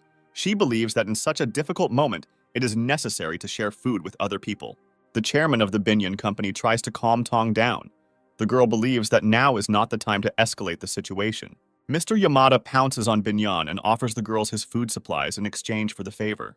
Tong is very shocked by Yamada's behavior and demands that such behavior stop immediately. Mr. Yamada says he will pay for the service with a huge amount of food. He throws the chairman of the Binyan company onto a chair and attacks the girl. Tong demands the immediate release of Binyan and rushes to the aid of the defenseless girl. Wei stops Tong, who is running towards his boss, and he strikes her with a strong blow. Mr. Yamada praises Wei. He tells the man that it is a good job. Binyan screams loudly and calls for help. She demands to be released immediately. Yamada tells the girl that no one will hear her screams since the office is well soundproofed and the corporation's employees are in the conference room. Suddenly, Zhao and his team fall into the room. The ventilation shaft passed through Mr. Yamada's office. Zhao carefully looks around the room and immediately understands what is happening here. Tong shouts loudly, asking Zhao and his friends to protect them from Mr. Yamada and Wei. Mr. Yamada calls the students idiots and demands that they leave the office premises immediately. Chung tells Mr. Yamada that such behavior is disgusting and demands that the company chairman be released immediately. Dennis calls Yamada and Wei vile creatures. The guy intends to destroy them both. Mr. Yamada knows martial arts. He deftly dodges Dennis's blow and gets into a fighting stance. Dennis realizes that despite his unimpressive appearance, Mr. Yamada is a serious opponent. Tong runs up to Binyan. She tries to calm her down and says that everything will be fine. Mr. Yamada demands that Denise put away his sword, suggesting that he fight unarmed like a man. Dennis agrees and puts his combat sword aside, relying on his skills and strength in hand-to-hand combat. Mr. Yamada declares that he will destroy the guy. He delivers a series of powerful blows. Dennis successfully blocks the enemy's blows and prepares for a counterattack. Cheng asks if Dennis needs help. Zhao replies that the guy can handle it on his own. Mr. Yamada jumps and hits Dennis with both legs. The guy continues to deftly defend himself. Dennis successfully implements the hold and applies a throw, causing Mr. Yamada to fall to the floor. Mr. Yamada cannot get up after a successful technique. He lies on the floor and wheezes quietly. Dennis decides not to finish off his opponent. He turns and heads towards his friends. At this time, Mr. Yamada takes out a knife and tries to attack the unsuspecting guy from behind. Dennis blocks the enemy's hand, which contains the knife, and strikes him with a strong blow to the head. Chung is very outraged by the behavior of Mr. Yamada, since he suggested fighting in hand-to-hand combat, and he himself cowardly used edged weapons. Dennis thanks Zhao for helping him choose the right path to protect the weak and defenseless. Zhao believes that Dennis has always been a fair and noble young man. The doors to the office open and excited corporate employees rush into the room. Wei falls to his knees. He says that Mr. Yamada forced him to do this and asks for mercy. Tong is full of anger and hatred. The girl approaches Wei and strikes him hard. The corporation's employees attack Wei, intending to beat up the traitor. Binyan orders the beating to stop. She wants the corporation employees to tie up Yamada and Wei and lock them in a utility room. Mr. Yamada tells the corporation employees that they do not know who they are dealing with and demands that they release him immediately. Tong and the chairman of Binyan thank Zhao and his friends for their assistance. Binyan tries to calm down after suffering an attack. Her assistant Tong meets Zhao and his team. Chung recognizes Binyan as a Business Academy graduate who is an honorary representative of the university. Zhao recalls that last summer he came to Binyan for an internship, but his application was rejected. Binyan answers the guy. She tells him that the company's employees are highly qualified specialists who made a fair decision. Binyan believes that refusing the internship was the right decision, but promises to study applicants more carefully in the future. One of the company employees asks Binyan when the military will come to their aid. He tells the girl that they have no connection with the outside world. Zhao tells company employees not to rely heavily on military help. The man is upset by this information. He hopes that there is some way out of this situation and asks Zhao to help them. Zhao says that there are a large number of zombies around the building, and if you get out, they will immediately attack people. The voice of the main character is heard, telling Binyan that he has options for salvation, but he and his friends need to get a good rest first. Binyan and her subordinates leave the office. The girl asks her assistant to find plans for the building in preparation for the evacuation. A corporate employee asks Binyan if she has any food left. He tells the girl that people haven't eaten for several days. Tong answers the man. She says that all the food available has already been distributed to the company's employees earlier. A man comes into the room. He is in high spirits and says that he has food. Binyan realizes that the man is holding a backpack that belongs to Zhao. The man says that as soon as the three teenagers left the office, he snuck inside and stole their backpack with food. Binyan is outraged by the actions of her employee and demands that the backpack be returned immediately. The man believes that it is impossible to think about morality at this time and offers to eat the stolen food. Binyan continues to consider his employee's act immoral, since the backpack was stolen from people who were going to help them. A corporate employee tells Binyan that the students are bluffing. He has explored the building and believes that there is no other way out other than the ventilation shaft. The men intend to eat the stolen food and then go on reconnaissance to inspect the surrounding area. Using a ventilation shaft, a corporation employee descends to the first floor of the building. Other men join him. They try not to make noise so as not to attract the attention of the zombies. The man tells his colleagues that the students have been deceiving them since they do not observe any zombies. Corporation employees are walking along the first floor of the building. They believe that Zhao and his friends have misled the company's chairman. Suddenly, one of the men sees a dead zombie around the corner. He is very scared and is unable to contain his scream. The squad leader notices an unusual object on the dead zombie's waist belt. The excited exclamations of the corporation's employees can be heard. The dead zombie had the keys to all the premises of the task hanging on his belt. Suddenly, the man is grabbed by the arm, and the zombie lying on the floor begins to move. The corporation's employees run back in horror. The zombie gets to its feet and begins to slowly walk towards people. The zombie growls loudly. He stretches his arms forward and runs towards the frightened people. The man grabs a large stone statue and hits it on the zombie's head with all his might. Corporation employees praise the man. They say that he is a brave warrior. Zhao and his friends are walking down a long corridor. They think that people who call themselves the elite are pretty stupid when it comes to security. Zhao considers the management's decision to block the door of their company and leave the entrance open very stupid. The guy says that the higher a person's position, the more responsibility he should have to his subordinates. Chung believes that Zhao is a natural leader with strong analytical skills. Zhao and his friends enter the office. They immediately notice that a backpack has disappeared from the table. The students come to the office of the chairman of the Binyan Corporation. They tell her that their backpack is missing. Young people see empty food packaging in the office that was in their backpack. They demand immediate explanations. Zhao asks Binyan why the corporation employees treated them so meanly. Tong agrees that this act is disgusting and is willing to compensate for any inconvenience caused in the future. Dennis says that Tong and the corporation's employees are unscrupulous people who repaid their help with theft. Binyan explains that the food was needed to feed the men who went on exploration, and they would soon return with provisions. Zhao believes that the corporation's employees may not return. He asks Binyan how much time has passed since they left. Binyan and Tong try to remember what time the employees left. They think more than 2 hours have passed. With the help of the found keys, the men enter the restaurant and eat the prepared lunch with great pleasure. One of the employees offers to go back. His colleague does not want to go back and suggests creating his own squad. The man says that he is tired of obeying stupid management, and besides, they have keys to all rooms of the building and food supplies. The corporation's employees decide to stay and appoint a man named Chun as their commander. Chun tells them that they have always been good colleagues. He thanks them for their trust. The man believes that they will have a better chance of staying alive if they act on their own. The conversation of the corporation's employees is interrupted by a loud sound. The men stop eating and turn around. Chun orders the corporation's employees to suppress their fear. He says that zombies are stupid and slow creatures that can be destroyed without any problems. The men arm themselves with improvised objects and sticks and take a defensive position. The door to the restaurant is broken down by a zombie rushing inside. He is very different from the monsters the men had seen before. The men are very surprised at how fast the zombie moves. Tong is very worried that the reconnaissance squad of the corporation's employees has not yet returned. Zhao tells the girls that most likely the corporation's employees are already dead. Tong demands that the students immediately rescue the men who went on reconnaissance. Dennis does not intend to help the corporation employees after they stole their food. Their argument is interrupted by Zhao, who reports that they have the opportunity to save people in trouble, but to do this he asks them to beg him. Tong reacts emotionally to the guy's words. She believes that the young man is insubordinate.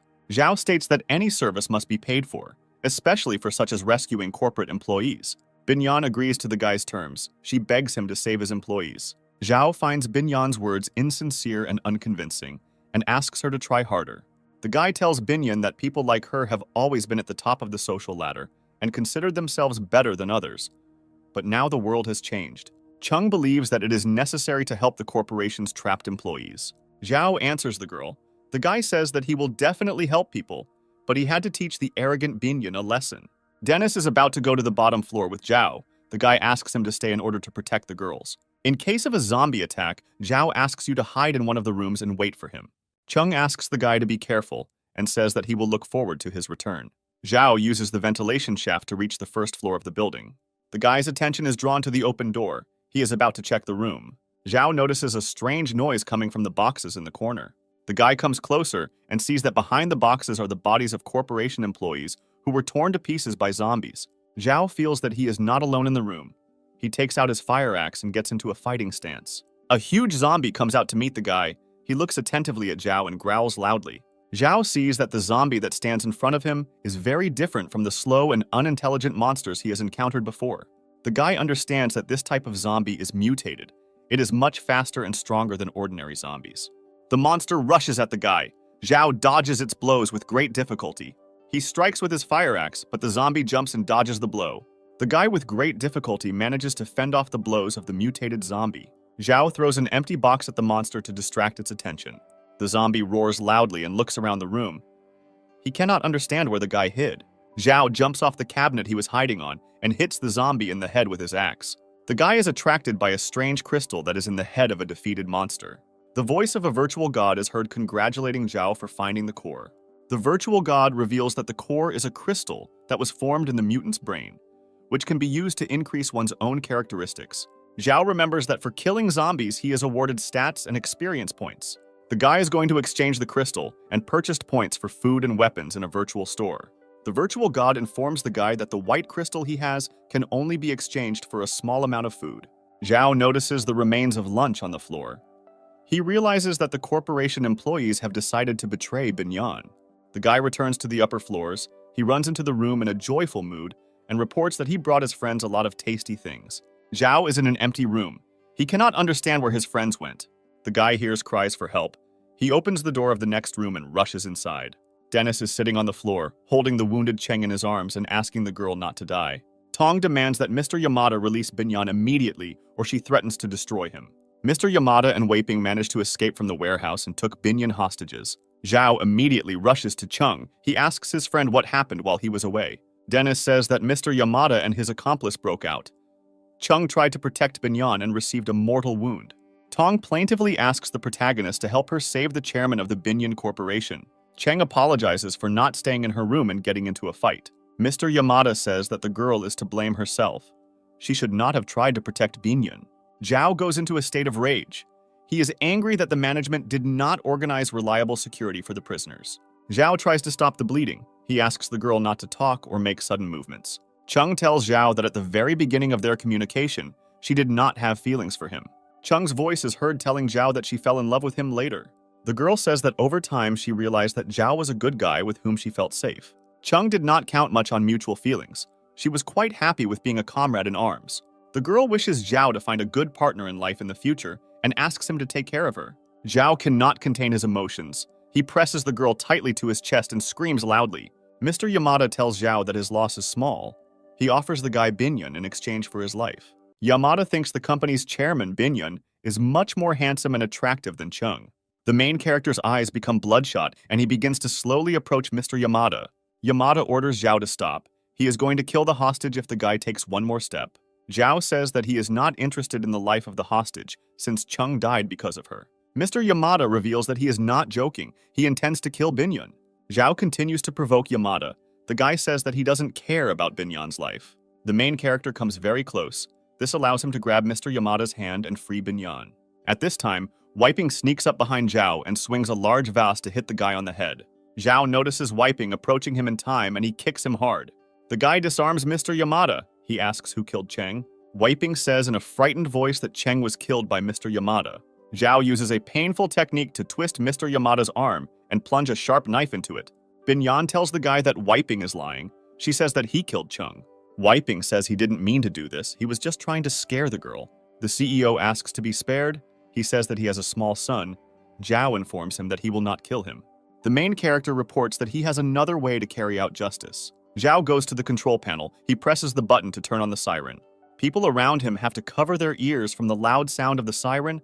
They don't understand why the guy turned on the sound signal. The guy informs others that there are a large number of zombies around the building. A loud sound will attract their attention. The zombies hear a loud siren and begin to gather at the entrance to the building. Mr. Yamada calls Zhao crazy. He says that zombies are about to break into the building. Zhao opens the front door to throw Wiping outside to the angry zombies. Wiping knocks on the doors with all his might. He asks to open the doors and let him inside. A huge number of zombies instantly surround the CEO and attack him. Wiping's wild scream is heard, and in a matter of seconds, aggressive monsters tear his body to pieces. Tong is unable to look at what is happening. She turns away and covers her face with her hands. Mr. Yamada asks Zhao to come to his senses. He is trying to pay off with big money. Yamada asks to die at the hands of a human. He does not want to be burned by zombies. Zhao orders him to be locked in a utility room. Zhao passes by Binyan. The girl tries to talk to the guy, but he ignores her and passes by. Binyan sits at her desk. She considers herself to blame for what happened. The corporation employee tells Binyan that the reconnaissance team has not returned and asks the girl about her future plans. Binyan believes that she is unworthy to be the chairman of the company because she is unable to take care of people. The girl is very upset because she allowed the company employees to go on reconnaissance. Binyan believes that she made the wrong decision, which led to the death of people. The girl decides that from now on she will protect her employees and take care of their lives. Zhao sits for a long time opposite the bed on which the body of the murdered Chung is located. The guy believes that Chung should have first of all thought about herself and not saved someone else's life at the cost of her own. Binyan opens the door to the room. She stands on the threshold and looks at Zhao sitting in a chair. The guy asks what she is doing here. Binyan replies that she wanted to say goodbye to the man who saved her life. Binyan tells the guy that she knows that he hates her and asks him to help the corporation employees who are not to blame for anything. Zhao tells the girl that Chung always wanted a dress as expensive as hers, but could not afford it. Binyan says he will organize everything and find an expensive dress for Chung. Zhao says that Chung wanted exactly her dress and asks the girl to undress right now. Binyan believes that the guy just wants to humiliate her. Zhao tells the girl that she is alive, only thanks to Chung. Zhao tells her that successful people consider themselves the elite of society, but in reality they are selfish and hypocritical. Binyan understands that all her life she did not give in to anyone and did not respect other people. She believed that all her actions were correct. Binyan tells Zhao that he promised to save the corporation's employees and begins to take off his dress. Zhao tells the girl that no action will bring Chung back to life. He asks Binyan to leave. The main character asks Binyan to gather the corporation's employees in a conference room in an hour. The girl hopes that Zhao will save her people. Zhao asks the girl to leave the room immediately before he changes his mind. The guy asks Chung for forgiveness for not being able to save her. He thanks the girl for her support and faith in him. Zhao carries Chung's body to the balcony on the upper floors of the building. The guy intends to burn Chung's body. He pours gasoline on him and throws a burning lighter. Fire engulfs the girl's body, and the guy's voice is heard saying that he will never forget her. Corporation employees want to know from Zhao how they can leave the building. Dennis tells the guy that after the siren turns on, the building is surrounded by a huge number of zombies. Mr. Yamada calls Zhao. The prisoner asks the guy what he is going to do.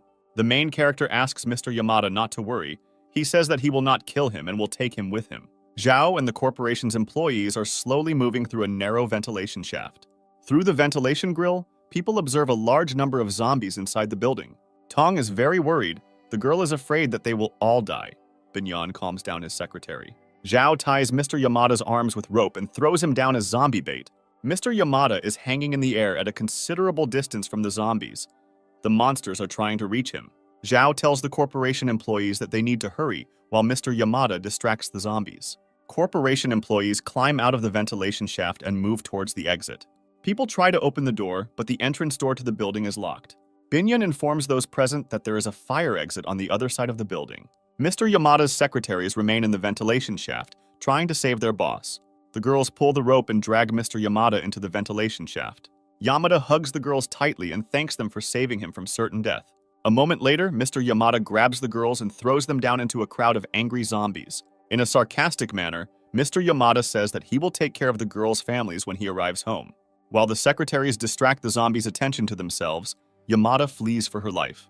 People quickly run to the fire exit, located on the opposite side of the building. Suddenly, their attention is drawn to the sound of car brakes and gunshots. Mr. Yamada appears in the building, and from a car he shoots at people with a gun.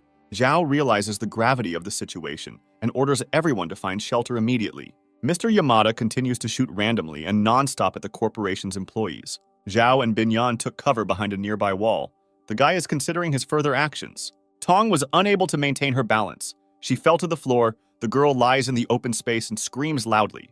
Mr. Yamada believes that people do not have the slightest chance to survive. He intends to kill every single one. Dennis grabs the dining table, with which he intends to protect himself from bullets, and rushes to Tong's aid. The guy takes Tong in his arms and tries to reach the shelter as quickly as possible. The girl begins to get very hysterical. She clings to Denny and thanks him for saving her. Mr. Yamada continues to mercilessly shoot corporate employees. Binyan is going to help his subordinates, but Zhao forbids the girl to come out of hiding. Dennis doesn't know what to do next. He asks Zhao if he has any plan. Zhao uses his ring and activates the virtual store system. The virtual god informs the guy that he does not have the opportunity to buy good weapons. Zhao asks for items on loan. The virtual god informs the guy that he cannot lend things from the store. He is forced to follow the rules. Dennis and Binyan carefully watch the guy. They don't understand who he's talking to. Zhao asks Dennis to distract Mr. Yamada's attention. The guy looks out from behind the table and calls Yamada a fat freak. While Mr. Yamada was trying to destroy Dennis, Zhao sneaked up on him from the back of the car. Zhao tells Mr. Yamada that the last seconds of his life are coming. The guy presses a button and activates an explosive device, which he quietly threw under the bottom of the car. Young people watch as Mr. Yamada's car burns out. Dennis is very surprised where Zhao got the explosive device and asks the guy about it. Binyan sees that almost all of the corporation's employees have been destroyed. She cannot hold back her tears. Zhao tells the remaining people that there will be zombies here soon, and they need to leave this place immediately. The main character examines the local area and intends to find a working car. Of all the corporation's employees, Tong, Binyan, and a young girl were the only survivors. Binyan believes that she cannot be the chairman of the company because she failed to protect her subordinates. Dennis realizes that the girls have nowhere to go and they have no escape plan. He invites them to join him and Zhao. The main character asks Denise when he started making decisions alone. Dennis asks the guy to take the girls with him, since otherwise they will be destroyed by zombies. He says that if Chung had survived, she would definitely have taken the girls with her. Zhao agrees with the guy's proposal and asks him to quickly take a seat in the truck. Dennis tells the girls that they have little time left. He asks them to hurry up and get into the car. Young people using a truck leave the central areas of the city. The girls and Dennis are in the container of the truck. Tong looks attentively at the guy. Tong asks him how long he has known Zhao. She makes the assumption that the guy is not a classmate of the main character. Dennis tells the girl that he met Zhao quite recently when he saved his life. The guy tells his story about how he was blocked in the business center where his sister died. Dennis is grateful to Zhao for saving him and from now on considers him his older brother. Tong asks the guy if he has a girlfriend. Dennis replies that he broke up with her. Tong tells the guy that from today she will be his girlfriend. Dennis perceives her words with great surprise.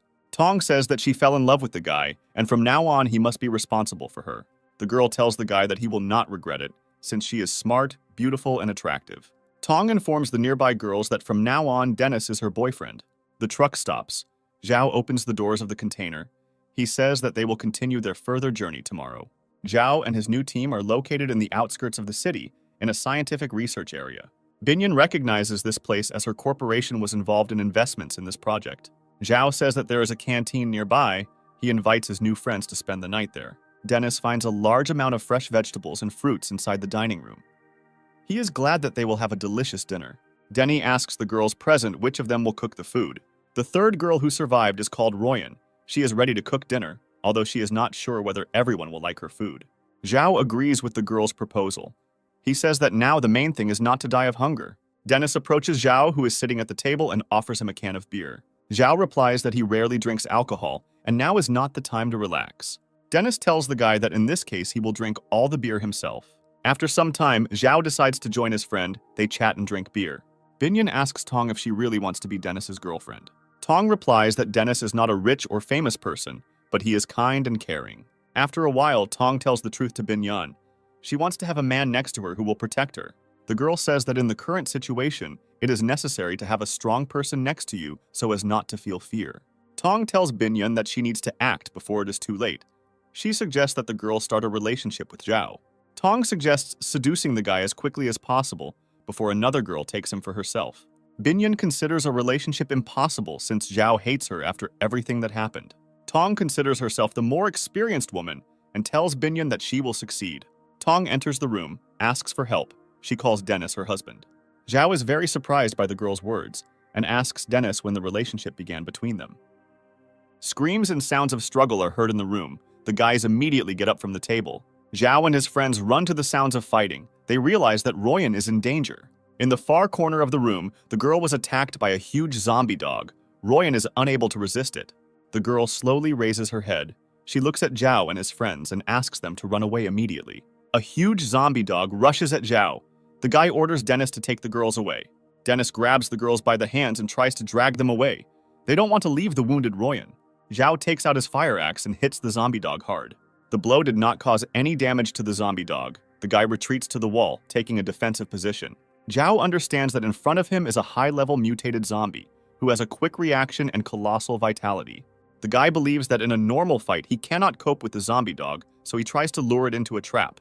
Dennis orders the girls to hide in the staff room, which is nearby, and he intends to return to help Zhao. Royan, after being bitten by a zombie dog, turned into a monster. She gets to her feet and begins to approach the young people. Tong doesn't understand that the girl has turned into a zombie. She asks Royan how she feels. Royan raises his head and lets out a terrible scream. The girls realize with horror that their subordinate has become a zombie. Dennis orders the girls to step aside and hide behind him. The guy gets into a fighting stance. He is ready to repel the attacking zombie. Dennis jumps in the air and delivers a powerful kick to the monster. Zhao runs away from the zombie dog, intending to lure the monster into a trap. The guy hid in the kitchen. The zombie dog can't find the guy. She hits the floor with her paw and makes a loud roar. Zhao comes out of hiding. He tells the zombie dog that he is stupid and starts teasing him. The zombie dog jumps to its feet and attacks the guy in a furious attack. The monster cannot calculate the distance and crashes into the door of a metal cabinet with all its strength. Zhao kills the trapped zombie dog with a powerful blow from a fire axe. The virtual god congratulates the guy on successfully killing a mutated zombie and awards 2 experience points. Zhao climbs into the closet, trying to find a mutated core in the zombie's severed head. The guy believes that the mutated core should be worth a lot, but the virtual god informs him that animals do not have cores. Dennis comes into the kitchen and asks the guy who he was just talking to. Dennis is jealous of Zhao's fighting qualities and asks the guy to teach him how to fight just as effectively. Zhao asks his friend how the girls are feeling. The guy replies that he sent the girls to the shower because zombie blood got on them. The guy is surprised that there are not a large number of zombies around. He asks everyone to be on guard. Dennis tells Zhao that Royan has died, and now the guy doesn't know who will cook dinner for them. The girls praise Zhao for the cooked dinner, noting that it looks beautiful and smells delicious. Zhao tells his friends that he learned to cook while living in a student dormitory. Tong thinks the girls are lucky to have Zhao because he can cook well. Dennis answers Tong. He says that cooking is not a man's job, but a woman's responsibility. Tong says that women are born to do fine things, and hard work is the responsibility of men. Zhao says that now he doesn't care who anyone was before, and that the days when girls were leaders and commanded people are gone. Tong sees that the situation is heating up. She tries to change the topic and says that she was joking. Binyan drank a large amount of beer. The girl asks Zhao why he considers himself in charge. Binyan tells the guy that he always mocks her. The girl believes that being the chairman of a company is very hard and responsible work. Tong realizes that the girl drank and said a lot of unnecessary things. She tries to calm her down. Zhao is immersed in heavy thoughts. The guy realizes that he is treating Binyan very harshly. Tong tells her friend that she has been drinking a lot and needs to rest well. She brings the girl into the room and puts her on the bed. Binyan asks not to leave her alone and states that she can fight zombies on her own and survive without men. Binyan intends to defend himself and invites Tong to leave the group of guys tomorrow. The girl states that Zhao is a nasty, impudent, and arrogant young man, and that she has never met such people in her life. Binyan wakes up with a severe headache, suffering from a severe hangover. Zhao staggers along the corridor. Dennis offers to help the guy get to his room. Zhao refuses the offer of help and says that he feels fine. The main character remembers his past girlfriend. His thoughts are interrupted by sounds coming from the next room. Zhao looks into Binyan's room and watches the girl slowly change her clothes. The guy looks at Binyan, but sees his ex-girlfriend named Shin. Zhao slowly approaches Binyan and asks what she is doing here. Binyan says she is changing and asks the guy to leave her room immediately. Zhao is very drunk. He hugs the girl and tells her that he is glad to see her alive and unharmed. The guy believes that he is communicating with Shin and tells the girl that he loves her very much. Binhyun doesn't understand how Zhao can love her. She believes that the guy has been hating her all the time. Zhao says that he always loved the girl, but did not dare to say it because he thought that he was not worthy of her. The main character is going to use all his strength to protect the girl. Binhyun was very emotional. She did not expect to hear such words from Zhao. The main character hears a noise. He suddenly jumps out of bed and thinks that they were attacked by zombies. Tong and Dennis are standing on the threshold. The girl asks the guy why he sleeps naked in Binhyun's room. Tong attacks the guy, accusing him of taking advantage of Binhyun while the girl was drunk. Dennis asks the guy if he really did that. Zhao tries to collect his thoughts but cannot answer his friend. Zhao doesn't remember the previous evening well. He remembers that he drank a lot of beer and was dizzy. The guy experiences a strong feeling of shame. He does not understand how this could happen. Binhyun asks the guy not to feel guilty. She says that they are adults. Zhao believes that Dennis is to blame for what happened, since the guy forced him to drink beer. Zhao tells Binhyun that it was his fault and asks the girl to apologize for his behavior. Binhyun recalls that yesterday the guy said that he loves her and will protect her even at the cost of his life. The girl is overwhelmed with a feeling of anger and resentment. She calls the guy a bastard and hits him in the face. The attention of young people is attracted by shots that occur on the street. Zhao invites his friend to immediately go downstairs and see what is happening there. The guys ask the girls to hide in a safe place, and they run to the exit. On the street, a group of people are trying to escape from a crowd of zombies. One of the people shoots at the monsters with a pistol. A young man lags behind a group of people to save his wounded friend. The guy asks his friend to leave him and save himself, otherwise they may both die. The man orders the guy to abandon his wounded comrade and continue the retreat. The guy runs out of bullets in his pistol. The zombies take advantage of the moment and attack him. One of the zombies runs to a wounded comrade who is unable to defend himself. Suddenly, Zhao and Dennis appear on the street. They immediately enter into battle. The man, who hid behind a tree, is very surprised by the behavior of the young people, since they are not afraid of zombies. Zhao informs people on the street that there is a cafeteria nearby where they can take shelter. The guy thanks Zhao for his help. He is going to immediately take refuge in the cafeteria. The main character continues to destroy zombies. For each destroyed monster, he is awarded points.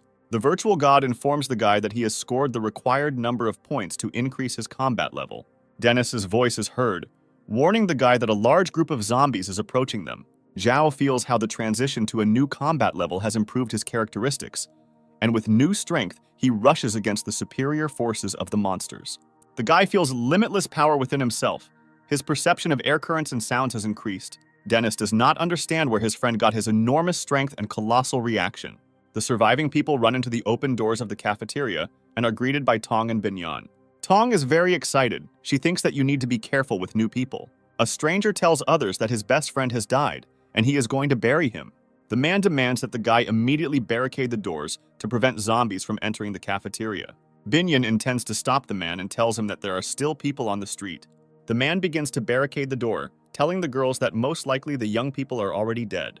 With a powerful kick, Zhao opens the door. The man flies to the side, falling to the floor. He is very surprised that Zhao and his friend survived. Tong rushes to Dennis. She hugs the guy tightly and says that she was very worried about him. Binhyun tells Zhao that she saw him bravely fight the zombies. The guy silently passes by. Binhyun invites Tong to go upstairs with her since she doesn't want to stay in Zhao's company. Tong tells Dennis that she needs to be with Binhyun and promises the guy to come back later. The man who survived is called Honey, and he carefully examines the girls standing opposite. Honey suggests barricading the doors immediately and orders everyone present to help him. Zhao asks the man not to be nervous and tells him that all the zombies on the street have been destroyed. Honey does not believe Zhao and says that he himself saw a huge number of zombies. He believes that such a number of monsters cannot be destroyed. Zhao invites the man to go outside and see for himself. The main character drags the man to the cafeteria exit and throws him out onto the street. Honey knocks on closed doors and demands to be let inside immediately. Zhao sharply opens the front doors. The man loses his balance and falls to the floor with a crash. Honey expresses his dissatisfaction to Zhao. He tells the guy that he is the son of influential people. The honey girl asks him to look at her pants. The man realizes that he is in an awkward situation. Dennis is very amused by the current situation and jokes rudely at Honey. The man tells his girlfriend not to laugh at him and stabs her hard. Honey orders his bodyguard to immediately deal with the young men and take the pants from one of them. The bodyguard tells the man that it is not his job to solve the diaper problem. Honey becomes furious and tells his bodyguard that if his order is not followed, he will not receive his salary this month. The man once again orders the bodyguard to take away one of the guy's pants. Honey is outraged by the fact that his father spends a huge amount of money every month on security. He considers this a sufficient condition for carrying out all his orders. The bodyguard calls Honey a stupid and spoiled person. He says that his loved one died because of him. Max demands that the man treat Zhao and his friend with respect, since the guys saved them from death. Honey does not intend to listen to such speeches from the subordinates whom his father hired to work. Zhao approaches Honey and gives him a prophylactic kick to his soft spot. Honey is outraged by what is happening. He believes that no one dares to treat a person of his level in such a way. Zhao tells the man that if he doesn't calm down, the guy will throw him out into the street among the zombies. Honey tells Zhao that his father will find out and will punish him severely for his behavior. Zhao asks the bodyguard's name and meets a guy named Max. The guy tells Max that he considers him a good person and invites him to join his squad. Zhao knows that Max did not abandon his close friend in a dangerous situation and says that he respects such people. Honey begins to get very nervous. He is afraid that he may be left without the protection of a bodyguard. Max thanks Zhao for saving him and tells him that he cannot join his squad. Dennis is very surprised by the guy's decision. He doesn't understand why he should protect a person like Honey. Max informs the young people that he has a contract. His moral principles oblige him to fulfill the terms of the contract. Zhao is very pleased with the guy's answer. He begins to respect him even more. Zhao believes that there is a solution to this situation, and it is the death of the employer. Honey experiences great fear from the guy's words. He threatens the guys with his powerful father. Dennis tells Honey that the man acted vilely. He barricaded the doors while the young people were still on the street. Dennis hates such people. He swings his combat sword to strike. Dennis's attack is suddenly blocked by Max's bodyguard. He holds the hand in which Dennis is holding the sword. Max apologizes to the guy. He says that he cannot allow anyone to harm his client. Dennis tells the guy that he intends to destroy Honey, and only death will stop him. Binyan informs Tong that she can no longer be on Zhao's team. The girl says that Zhao does not love her and uses her as a replacement for his beloved Shin. Binyan intends to leave Team Zhao. She believes it will be better for everyone. The girl asks her friend not to worry about her. She hopes to join the group of other survivors. Tong believes that Binyan is in love with Zhao and is trying to hide her feelings. Tong tells the girl that her guesses are correct, since Binyan was very embarrassed by her words. The girl assumes that Shin is already dead, so Binyan can take her place in the guy's heart. Tong thinks her friend is a beautiful girl. She hopes the guy won't be able to resist. Secretary Tong demands that Binyan pull himself together. She reminds that the girl led a large corporation and solved serious problems. During the conversation, Tong manages to convince the girl that Binyan intends to fight for the guy's heart. On the lower floor of the cafeteria, Dennis's hand-to-hand combat with Max's bodyguard continues. The girls hear noise coming from the lower hall. They see guys fighting and do not understand what is happening. Bodyguard Max demonstrates his graceful hand-to-hand combat technique. He manages to break Dennis's defense. He goes behind his back and performs a chokehold. Tong is very scared that her boyfriend is being strangled by Max's bodyguard. The girl asks him to stop and stop the fight. Dennis tells his opponent that he has good hand-to-hand combat skills. A moment later, Dennis performs a throw against which Max's bodyguard is defenseless. Zhao moves towards Honey and his girlfriend. The man is shaking in fear. Honey asks to spare him and not kill him. He promises a generous reward to the young people. Zhao says that the life of Honey and his girlfriend is of no interest to the guy. The guy says that he is interested in Max's bodyguard and his contract. Honey says there is no problem with that and he intends to terminate his contract with Max. The man breaks the contract and tells Max that as of today, he is fired and is not his bodyguard. Zhao helps the guy to his feet and tells him that he is now a member of the team. The main character tells Max's bodyguard that he has a great gift for him. Zhao takes a large box of pistol ammo from his bag and hands it to Max. Dennis is very surprised that Zhao has cartridges. He was next to him all the time and did not see where the guy bought them. Zhao tells his friend that he took these cartridges from the looters he met on the road. Max's bodyguard tells the guy that he doesn't need gifts. He intends to help the squad selflessly. Zhao believes that today his squad has acquired a very valuable and useful employee. The main character suggests immediately discussing the evacuation plan. Honey intervenes in the conversation. Dennis orders the man to leave immediately. He is outraged by his impudent behavior. Honey asks the young people not to leave him. He says that his famous father will pay handsomely for his rescue. Zhao responds to Honey. He says that his team never hires useless people. Honey offers his woman as payment for his salvation. The girl is shocked by the man's words. Honey says his girlfriend is a popular star with millions of fans. The girl calls Honey a psycho. She says that she will not allow some poor people to touch her. Honey hits the girl and demands that she work off the expensive gifts he kept giving her. Binyan enters the room and tells those present that Zhao already has a girlfriend. Binyan approaches the surprised protagonist and kisses him deeply. Zhao was very surprised by the girl's actions. He asks her to stop immediately. Binyan tells the guy that from today she is his girlfriend.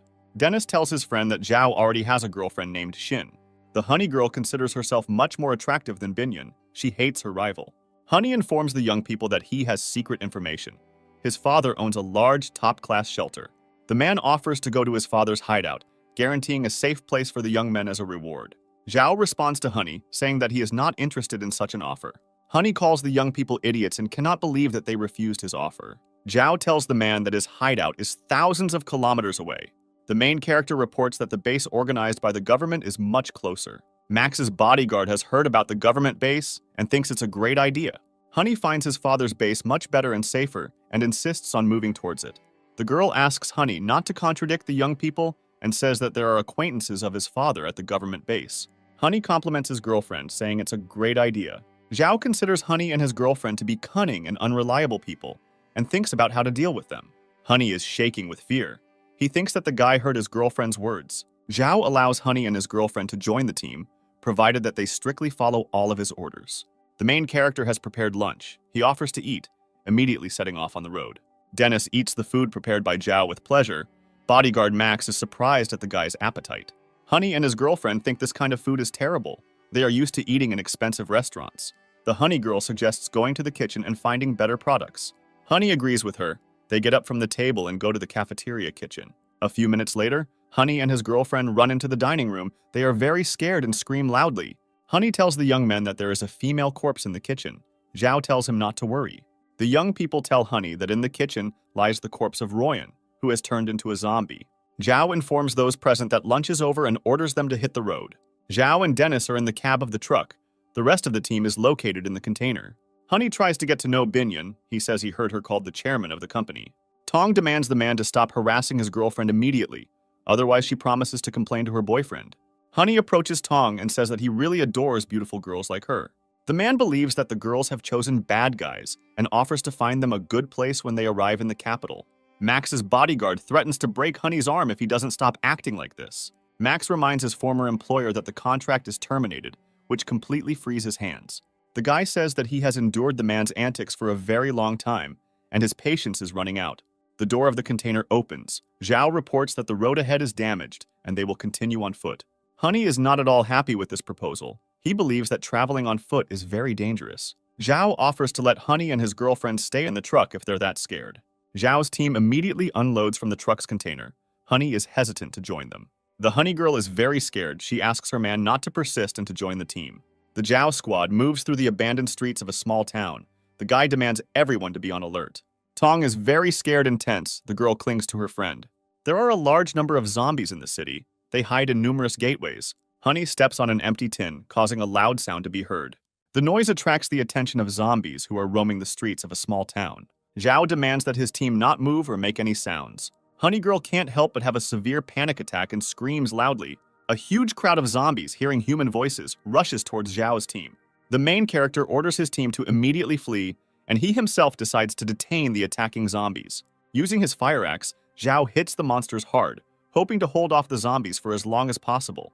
In addition to using edged weapons, the guy competently uses hand-to-hand combat techniques. Suddenly, Max's bodyguard gets involved in the fight and begins to systematically shoot the monsters. Zhao is very surprised that the guy uses a silencer on his pistol. Max tells the guy that he made his own mufflers from steel pipe. Zhao is once again convinced that it was not in vain that he invited Max's bodyguard to join the squad. The main character understands that they cannot hold back the zombies who are present. He gives the command to retreat. Dennis is very surprised by the number of zombies present on the street. Monsters are constantly present. Zhao orders his team to hide in the store across the street. He says there are no zombies there. Honey attacks Binyan and forcibly snatches her backpack, which was behind the girl's back. He manages to take possession of the backpack, and together with his girlfriend, he runs into a nearby building.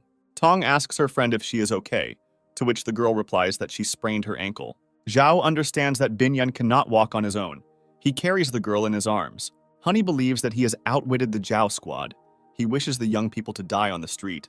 He reports that the Zhao squad will greatly regret that they refused to go to his father's hideout. Honey's voice is heard telling the young people that he considers them the scum of society and is looking forward to the moment when they are devoured by zombies. Max's bodyguard takes out his pistol and fires several shots at the glass door of the room. Honey's fear is replaced by intense joy as armored glass is installed on the doors. A man tells young people that they are not strong enough to cope with him. Tong informs his friends that a large number of zombies are approaching them. Zhao warns Honey. The guy says that he will get the man and punish him severely. The main character orders his team to follow him and not slow down. Young people run into an open room. Zhao demands to immediately barricade the doors. The main character finds a sofa indoors and lays the wounded Binyan on it. Tong is worried that the girl may have a fracture. Binyan replies that she is fine. She just twisted her leg. Zhao examines the girl's wounded leg and asks her to be patient. The guy realizes that there is no fracture and is going to go outside to find a cure. Binyan asks the guy not to go outside. She says that the wound is minor and it will go away soon. The girl continues to persuade the guy not to go in search of a cure, since there are a lot of zombies on the streets. Zhao accepts the girl's offer and asks to immediately inform her if her health worsens. Zhao wakes up from Tong's loud voice. The girl says that her friend has developed a severe fever. Zhao approaches Binyan. He realizes that the girl's condition has deteriorated greatly. The guy blames himself for listening to the girl and not immediately going in search of a cure. Zhao asks Tong to look after the girl while he searches for a cure. Tong calls Honey a vile freak. The girl showers the man with curses. Zhao uses short dashes and approaches the nearby pharmacy with extreme caution. The guy finds a large number of drugs in the pharmacy and is glad that he can take a lot of drugs in reserve. Two mutated zombies notice Zhao entering the pharmacy and inattentively watch the guy.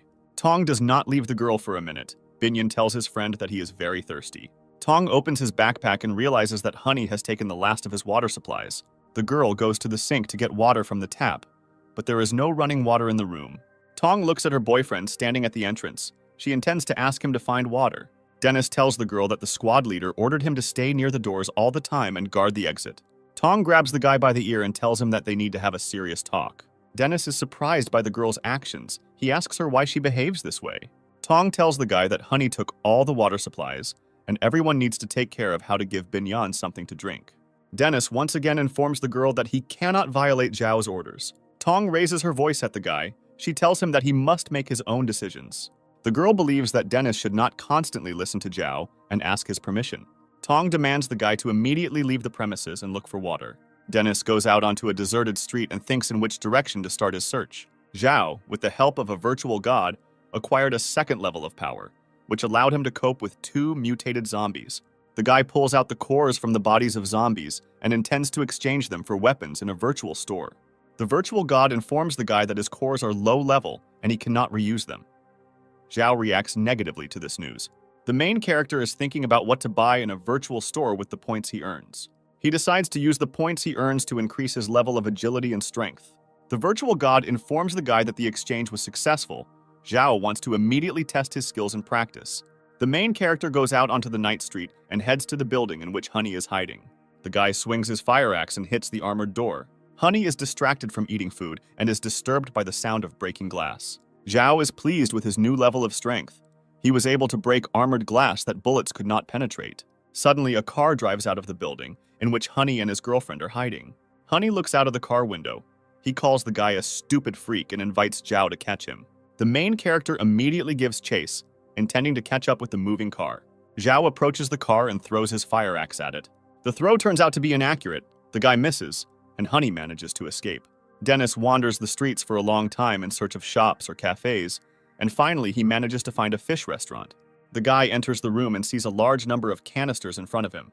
Dennis opens one of the barrels. He is happy because there is clean water inside. The guy tastes the water but immediately spits it out because it turns out to be salty. Dennis does not notice how a man with a huge bat in his hands is approaching him from behind. The man hits the guy with a strong blow on the back with a bat. Dennis loses his balance and falls. The woman tells the man that there is a living person in front of them, not a zombie. Dennis struggles to open his eyes and sees two young men sharing his combat sword. The people who captured Denise see that the guy has returned to consciousness and are carefully watching him. The guy asks the people around him who they are and why they attacked him. The woman apologizes for the misunderstanding, explaining that their family thought the guy was a zombie. Dennis asks the woman why they tied him up in this case and demands to release him immediately. The woman tries to free Dennis, but the man stops her, fearing that the guy might be infected. An unfamiliar woman reports that Dennis has no wounds and looks like a human. One of the young people suggests not to coddle the prisoner and immediately destroy him. Dennis was greatly amused by the guy's proposal. He reads him as a pathetic weakling, incapable of murder. Dennis's words infuriate the guy. He tells him that he doesn't know who he's contacted. The guy snatches the combat sword from his brother's hands. He intends to attack Dennis. The guy holds a sword in his hands and approaches Dennis. The parents order the guy to stop immediately. Dennis manages to unnoticed free his bound leg and strikes the guy. The guy loses his balance. He falls to the ground with a roar. The combat sword flies out of his hands. The combat sword hits the wooden stand to which Dennis was tied. It cuts the ropes and frees the guy. Dennis frees himself from his bonds. He asks the guy if he wants to kill him now. Young people hide behind their father. They ask him to protect them from Dennis. Dennis considers the people present in the restaurant to be an ordinary frightened family and not professional killers. The woman asks Dennis to forgive her son's antics. She says that her children are young and stupid. Dennis asks the people standing opposite him how they ended up in a fish restaurant. A woman tells a story about how they were celebrating a birthday with the whole family, after which an outbreak occurred. The head of the family asks Dennis how he got into the restaurant. The man hopes that the zombies have left the city. Dennis tells the frightened people that the city is full of aggressive zombies. The brothers do not believe Dennis's words. They believe that the guy is blatantly deceiving them. The man tells Dennis that he believes his words. He asks to help him and his family. The head of the family apologizes to Denny for the attack on him. He says that he was scared and defended his family. A man asks to join the Jow Squad, but his relatives are against it because they are afraid to go outside. The head of the family asks his relatives to shut up. He believes that if they stay in the restaurant, they will die. The man says that Dennis and the Jow Squad are their only hope for salvation. The woman agrees with her husband. She asks Dennis to take them to the Jow Squad. Dennis promises to fulfill the request of his new acquaintances, but in return he wants fresh water. One of the sons immediately goes to the kitchen and brings out a large barrel of drinking water. Tong begins to get very worried since Dennis has not yet arrived. Zhao is dissatisfied that the girl sent the guy alone to the street. Tong leaves in the direction of the front doors. She is going to wait there for the guy to arrive. Zhao applies healing ointment to Binyan's wound. The guy says that the medicine should help the girl. Zhao apologizes for the words he rashly said to the girl in the evening. Binyan tells the guy that there is no need to apologize because she acted too confident yesterday. Zhao thinks Binyan is a very brave girl. He tells her this in a quiet voice. The guy tells Binyan that she is a charming young girl who has a lot of qualities. Binyan is trying to find out what the main character's past girlfriend was like and what attracted the guy to her. Zhao tells the girl that he didn't know Shin at all and never even really spoke to her. These words make Binyan furious. She doesn't want the guy to suffer from unrequited love. The girl notices that Zhao brought her new sneakers along with the medicine. She is grateful to the guy for his care. Zhao believes that the girl needs to change into more practical and comfortable shoes. Binyan believes that she is very lucky to have a young man who protects and takes care of her. Binyan intends to become the only woman in the guy's heart. She says that she will make him forget about his last girlfriend. Dennis enters the room. He is holding a large canister of drinking water in his hands. Tong realizes that a romantic conversation is taking place between Zhao and Binyan and orders Dennis to leave immediately. Zhao praises Dennis. He is proud that the guy was able to extract valuable water on his own. Dennis asks the guy to come with him. He wants to show him something. Zhao is very surprised that Dennis came with an unfamiliar family. The head of the family introduces the guy to his family. He says that his name is Li, and next to him are his two sons, Hai and Yong. The woman's name is Mila. She sincerely thanks Zhao and his friends for saving her. Dennis says that he only promised to take the family out of the restaurant. The decision to join the squad will be made by Zhao. Hai sees Zhao as an ordinary guy and doubts that he can be a good commander. Yong notices the food lying on the table and informs his family. The guy runs up to the table. He cannot control his feeling of hunger and tries to take food. A fire axe flies past Yong, and the guy drops a loaf of canned bread from his hands. The guy hides behind his parents. He tells them that Zhao wanted to kill him. Li apologizes to Zhao for his children. He says that they are too young and do not understand what they are doing. Zhao warns the young people. He says that next time he will cut off his hand. The main character accepts only useful people into his squad. He asks Li and his family how they can be useful. Tong informs the family that their squad will not tolerate unnecessary ballast in its ranks. Li talks about how he has been a driver all his life and his wife can cook well. Bodyguard Max says that they need people in their squad who they can rely on in difficult times. Mila reports that their family is very kind and responsible and will benefit the squad. Zhao strongly doubts the usefulness of the two teenagers. He asks how they can help him. Mila says that her children are very capable and hardworking people. Zhao agrees to accept the new family into the squad.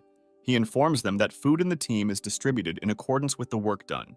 Hai is very unhappy that they will have to work tirelessly and follow the instructions of the commander. Zhao is bent over a map of the city, discussing evacuation options with his friends. Dennis suggests taking a shortcut and fighting your way through the zombies. Max offers a longer but safer route since they only have 3 experienced fighters in their squad. Zhao supports the Max bodyguard option. He is going to lead the squad along a safe road. Zhao decides that as soon as Bin Yan's leg heals, they will immediately begin their journey to the government base. An expensive limousine pulls up to the restaurant where the Zhao squad is hiding. The young people are delighted with the big car. Dennis asks Zhao where he got it.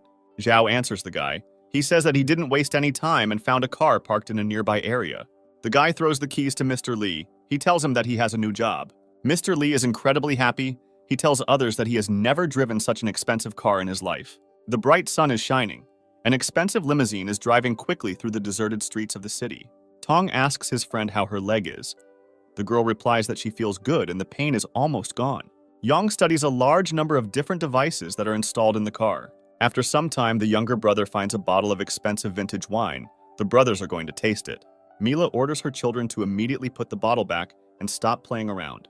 Hai tells his brother that he is very dissatisfied with the strict discipline and order in the Zhao squad. Max's bodyguard tells Zhao that they are going in the wrong direction. The guy says that he knows about it. He is going to visit a very interesting place. Zhao and his team arrive at the police headquarters building. Dennis wonders what they are doing here. Max replies that they came for weapons. Hai does not understand how the guys will be able to get inside the police station, at the entrance of which there are dozens of zombies. Zhao is tired of Hai's chatter. He says that if the guy does not shut up, he will go to the police station with him. Hai thinks it's utter madness to fight so many zombies. Zhao tells his new friends that it's time to listen to some fun music. The guy turns on the car's audio system at full volume and attracts the zombies' attention. Zhao gets out of the car. The zombies standing at the exit of the police station are trying to catch up with the guy. Max's bodyguard reports that Zhao has distracted the zombies and says that they need to head to the police station. Hai thinks Zhao is a crazy person and thinks that the guy is doomed to die. Dennis informs the guy that if he doesn't stop chatting, he will be thrown out to be eaten by zombies. Dennis tells the girls that he and Max are going to the police station. He asks them to stay in the car. Max's bodyguard tells Lee and Yang that he will accompany them to the police station. Dennis asks Max why they need untrained fighters. Max replies that if you leave the family together, they will steal the car. Yang says he doesn't want to go outside. Mila wants to go to the police station with her sons. Max refuses the woman. He says either they go with them or the whole family gets out of the car. Hai overcomes his fear and agrees to go on reconnaissance with the guys. Zhao's squad enters the police station and slowly moves through the deserted corridors. Dennis asks everyone to be careful, as the silence is very annoying for the guy. Team Zhao finds a weapons room. The guys intend to take as many weapons with them as possible. The voice of a stranger is heard, demanding that you stay in place and raise your hands up. A police captain appears in the corridor, with a group of police officers standing behind him. Dennis informs the police captain that they have come to the police station for help. The police captain demands that the guys lay down their weapons. He intends to check them for infection. The police search Zhao's team and inspect their appearance for signs of zombie bites. A pistol with a silencer is taken from Max's bodyguard. The police captain reports that he will confiscate the firearm. The police captain asks the guys how they got into the building when there are a large number of zombies on the street. Dennis tells the policeman that they are heading to a government base and stopped on the way for help. The guy says that the zombies were distracted from the entrance by their commander, so they were able to enter the building. The police captain apologizes for the rude manner and tells the guy that he is in charge here. Dennis asks the policeman how long they have been at the police station. The captain reports that their only car has broken down and they have been in captivity for several days. Hai asks the police why they don't fight since they have firearms. The captain answers the guy. He reports that they tried to escape from the encirclement, but suffered heavy losses. The policeman asks the guys for some gasoline so that they can evacuate themselves and take the prisoners with them. The captain invites Dennis to move towards the government base together. Dennis is pleased with this offer, since the police are experienced fighters and have firearms. The guy offers to leave immediately, but the policeman asks him not to rush. They need to collect weapons and documents.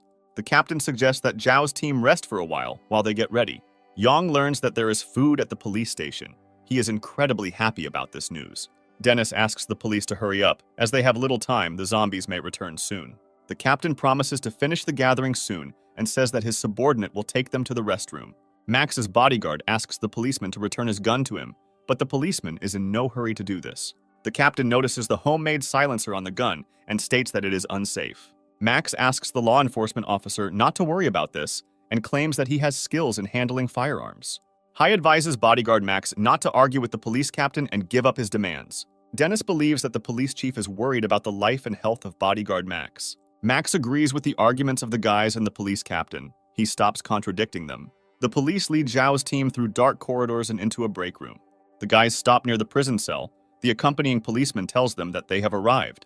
The police forcefully drag Team Zhao into the criminal's cell.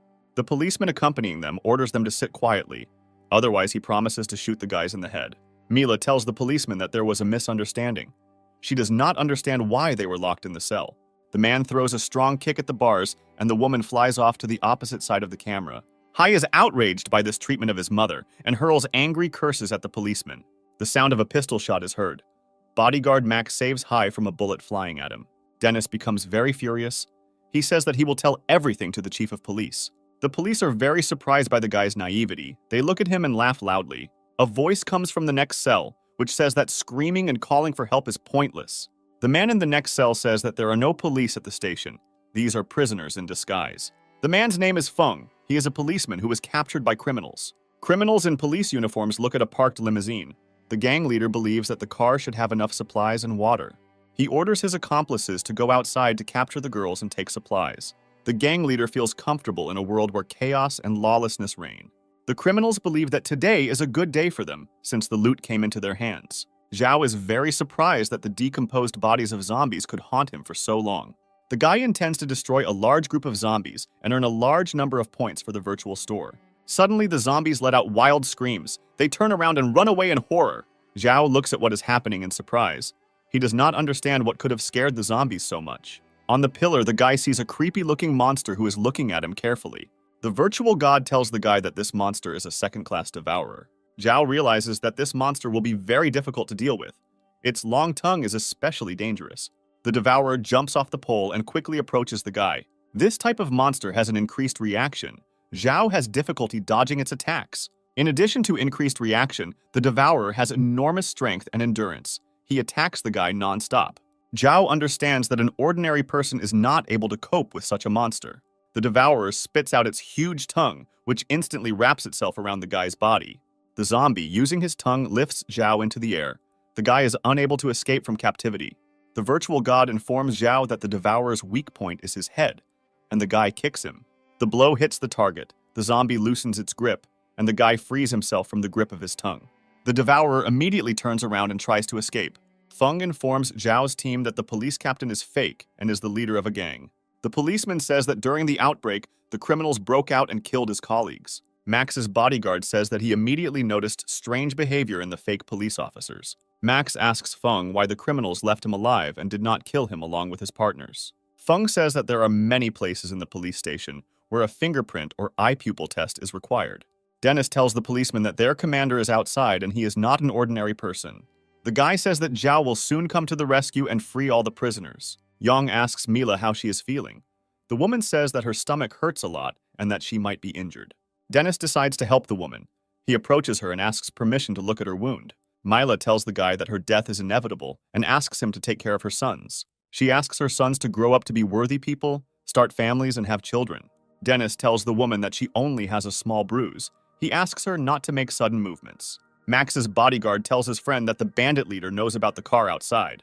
Dennis offers to get out of the cage with the help of wet clothes. He says that he saw in the movies how by twisting clothes you can bend the bars. Hai thinks this idea is idiotic. He tells the guy that he won't succeed and asks him to put on clothes. Yang tells Dennis that he needs to be polite to his brother since he is the only person who can open the door. Hai asks the young people to give him a pin or something similar to a needle. The captive cop from the next cell throws the guy his police badge. Hai says he has never worked with a police badge before and is using it to try to open the camera lock. Yang tells Dennis that his brother is the best lockpicker and once even snuck into the director's office. After some time, Hai opens the cell lock. Dennis realizes that he greatly underestimated the guy. The young people find the keys to other cells and free the captive policeman. The captured policeman asks the guys to leave. He intends to free several more survivors. Dennis tells Feng that they will help free the prisoners. Running down the corridor, Max notices a familiar face and stops in front of the camera. Honey is in the detention cell. He says that they want to kill him and plaintively asks for help. Feng asks Dennis who this man is. Dennis tells the policeman that he is a vile man. Max asks Honey how he ended up here and what he is doing in the detention cell. Honey reveals that their car broke down and then they met fake police officers. The man tells the guy that they were made slaves and his girlfriend was used as a concubine. Honey tells Max that she is incredibly happy to see him and asks him to save him from the villains. Dennis believes that after what Honey did, he should under no circumstances be helped. Honey apologizes for her actions and promises the guys that nothing like this will happen again in the future. Dennis informs the man that they are not going to step on the same rake twice. Honey tells Max that he is a bodyguard and his duty is to protect his employer. Dennis informs the man that he personally terminated the contract. Max says that a bodyguard does have a duty to protect his employer. He approaches Honey and tells him that this rule does not apply in his case, since the contract is broken.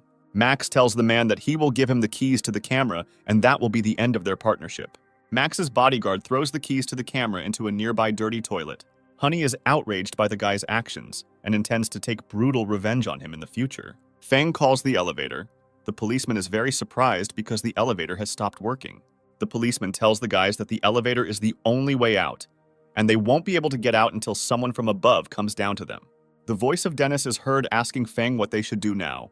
The policeman replies that the only way to get out is to wait for the criminals below. Feng tells the guys that sooner or later their friends will be captured and taken down. Tong is very worried about the young people. Quite a lot of time has passed and they still have not returned. Lee tells the girls that he is seeing people approaching the car. A criminal in a police uniform approaches the car and asks the girls to open the door. Lee tells the criminal that they have come a long way and are glad that the servants of the law want to help them. Binyan senses something is wrong and asks Lee not to open the car doors yet.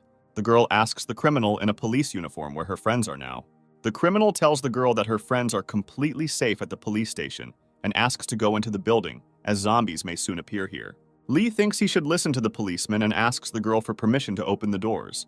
The criminals think that they have been exposed. They are going to use brute physical force. One of the criminals hits the car window with the butt of a machine gun and breaks it. Tong is very frightened. She screams loudly and calls for help. Binyan understands that these are not police in front of them. One of the criminals grabbed Binyan and is trying to pull the girl out through the broken car window. A loud scream is heard and the bloody body of the criminal falls next to the car. The eater quietly crept up to the car and attacked the disguised criminals. The bandits take out firearms and begin to shoot the devourer. The bullets do not cause much harm to the monster. He screams loudly and rushes at the criminals. The devourer shoots out his huge tongue and destroys yet another fake cop. One of the bandits informs his commander that a group of zombies is approaching them. The monsters scream loudly and quickly approach the fake police officers standing by the car. Zombies attack not only people, but also the devourer, and a fierce battle ensues. Some of the zombies are trying to break the windows and get inside the car. The girls desperately defend themselves, covering the broken window with pillows and fighting off the zombies. The devourer managed to deal with all the zombies that attacked him. He stands up to his full height and screams loudly. A second later, the devourer falls, struck by a well-aimed throw from a fire axe. Zhao reloads the machine gun and begins to systematically shoot the zombies around him. Zhao takes the core of the killed devourer. The virtual god congratulates the guy on the expensive trophy. Binyan runs up to Zhao and hugs him tightly.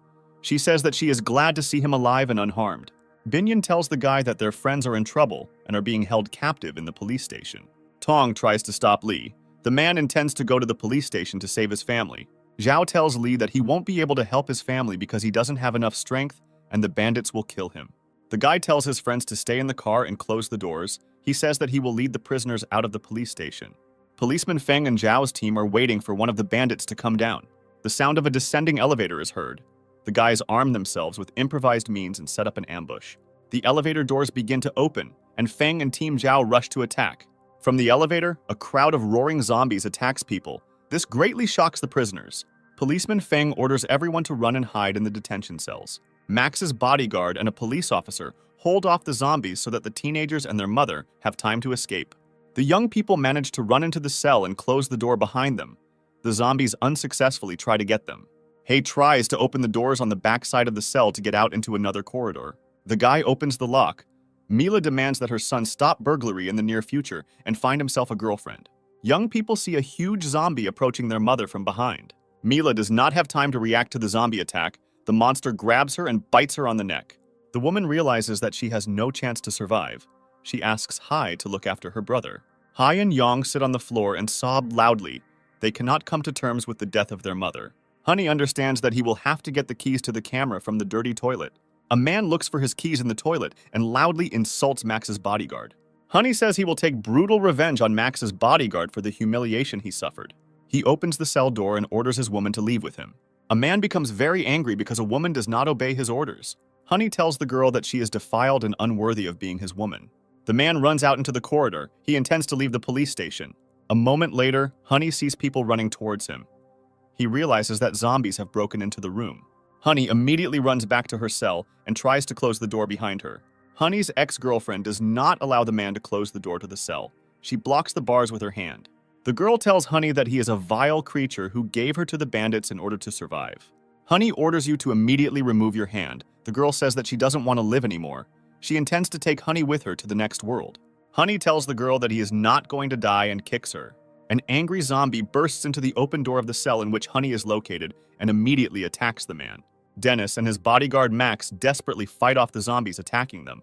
Yang is very scared and tells his brother that he doesn't want to die. Team Zhao and policeman Feng are locked in one of the cells. They have difficulty holding back the onslaught of zombies. The policeman tells his comrades that his strength is already running out. Suddenly, Zhao appears in the room and starts shooting zombies with a machine gun. Zhao asks Dennis how he is doing. The guy says that he is glad to see Zhao and reports that he is fine. The main character brought a lot of weapons with him. The guy arms Dennis and the policeman Feng. Dennis hands over his machine gun to the policeman. The guy is going to fight the zombies with his sword. Dennis uses his fencing skills and effectively repels the attacks of the zombies attacking him. Bodyguard Max and policeman Feng shoot the zombies non-stop with firearms. Policeman Feng's voice is heard ordering Zhao to bend down. The next moment he kills the zombie who is about to attack the guy. Zhao realizes that Officer Feng saved his life and thanks the man. All the zombies are destroyed. Zhao says that everyone can leave the cells. The guy meets Feng and shakes his hand. Dennis tells Zhao the tragic story of policeman Feng. Zhao sees the grief-stricken brothers in front of him.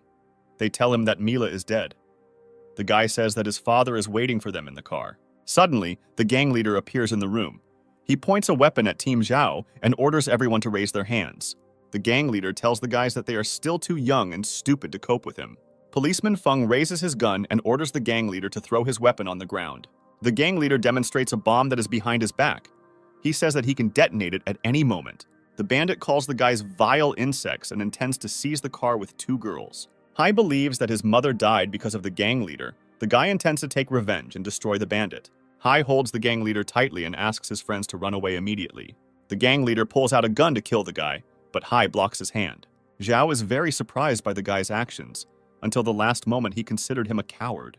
The main character orders everyone to leave the room immediately before the bomb explodes. Yang doesn't want to leave his brother. He pulls Zhao's hand and asks him to save Hai. Zhao orders Dennis to look after the people. He is going to return and help Hai. The gang leader wins hand-to-hand combat with Hai. He is going to kill the guy. Hai's loud laughter is heard. The guy demonstrates the remote control for the explosive device in his hands. The guy tells the gang leader that he will take revenge on him for his dead mother. Zhao bursts into the room and shouts at the guy not to activate the explosive device.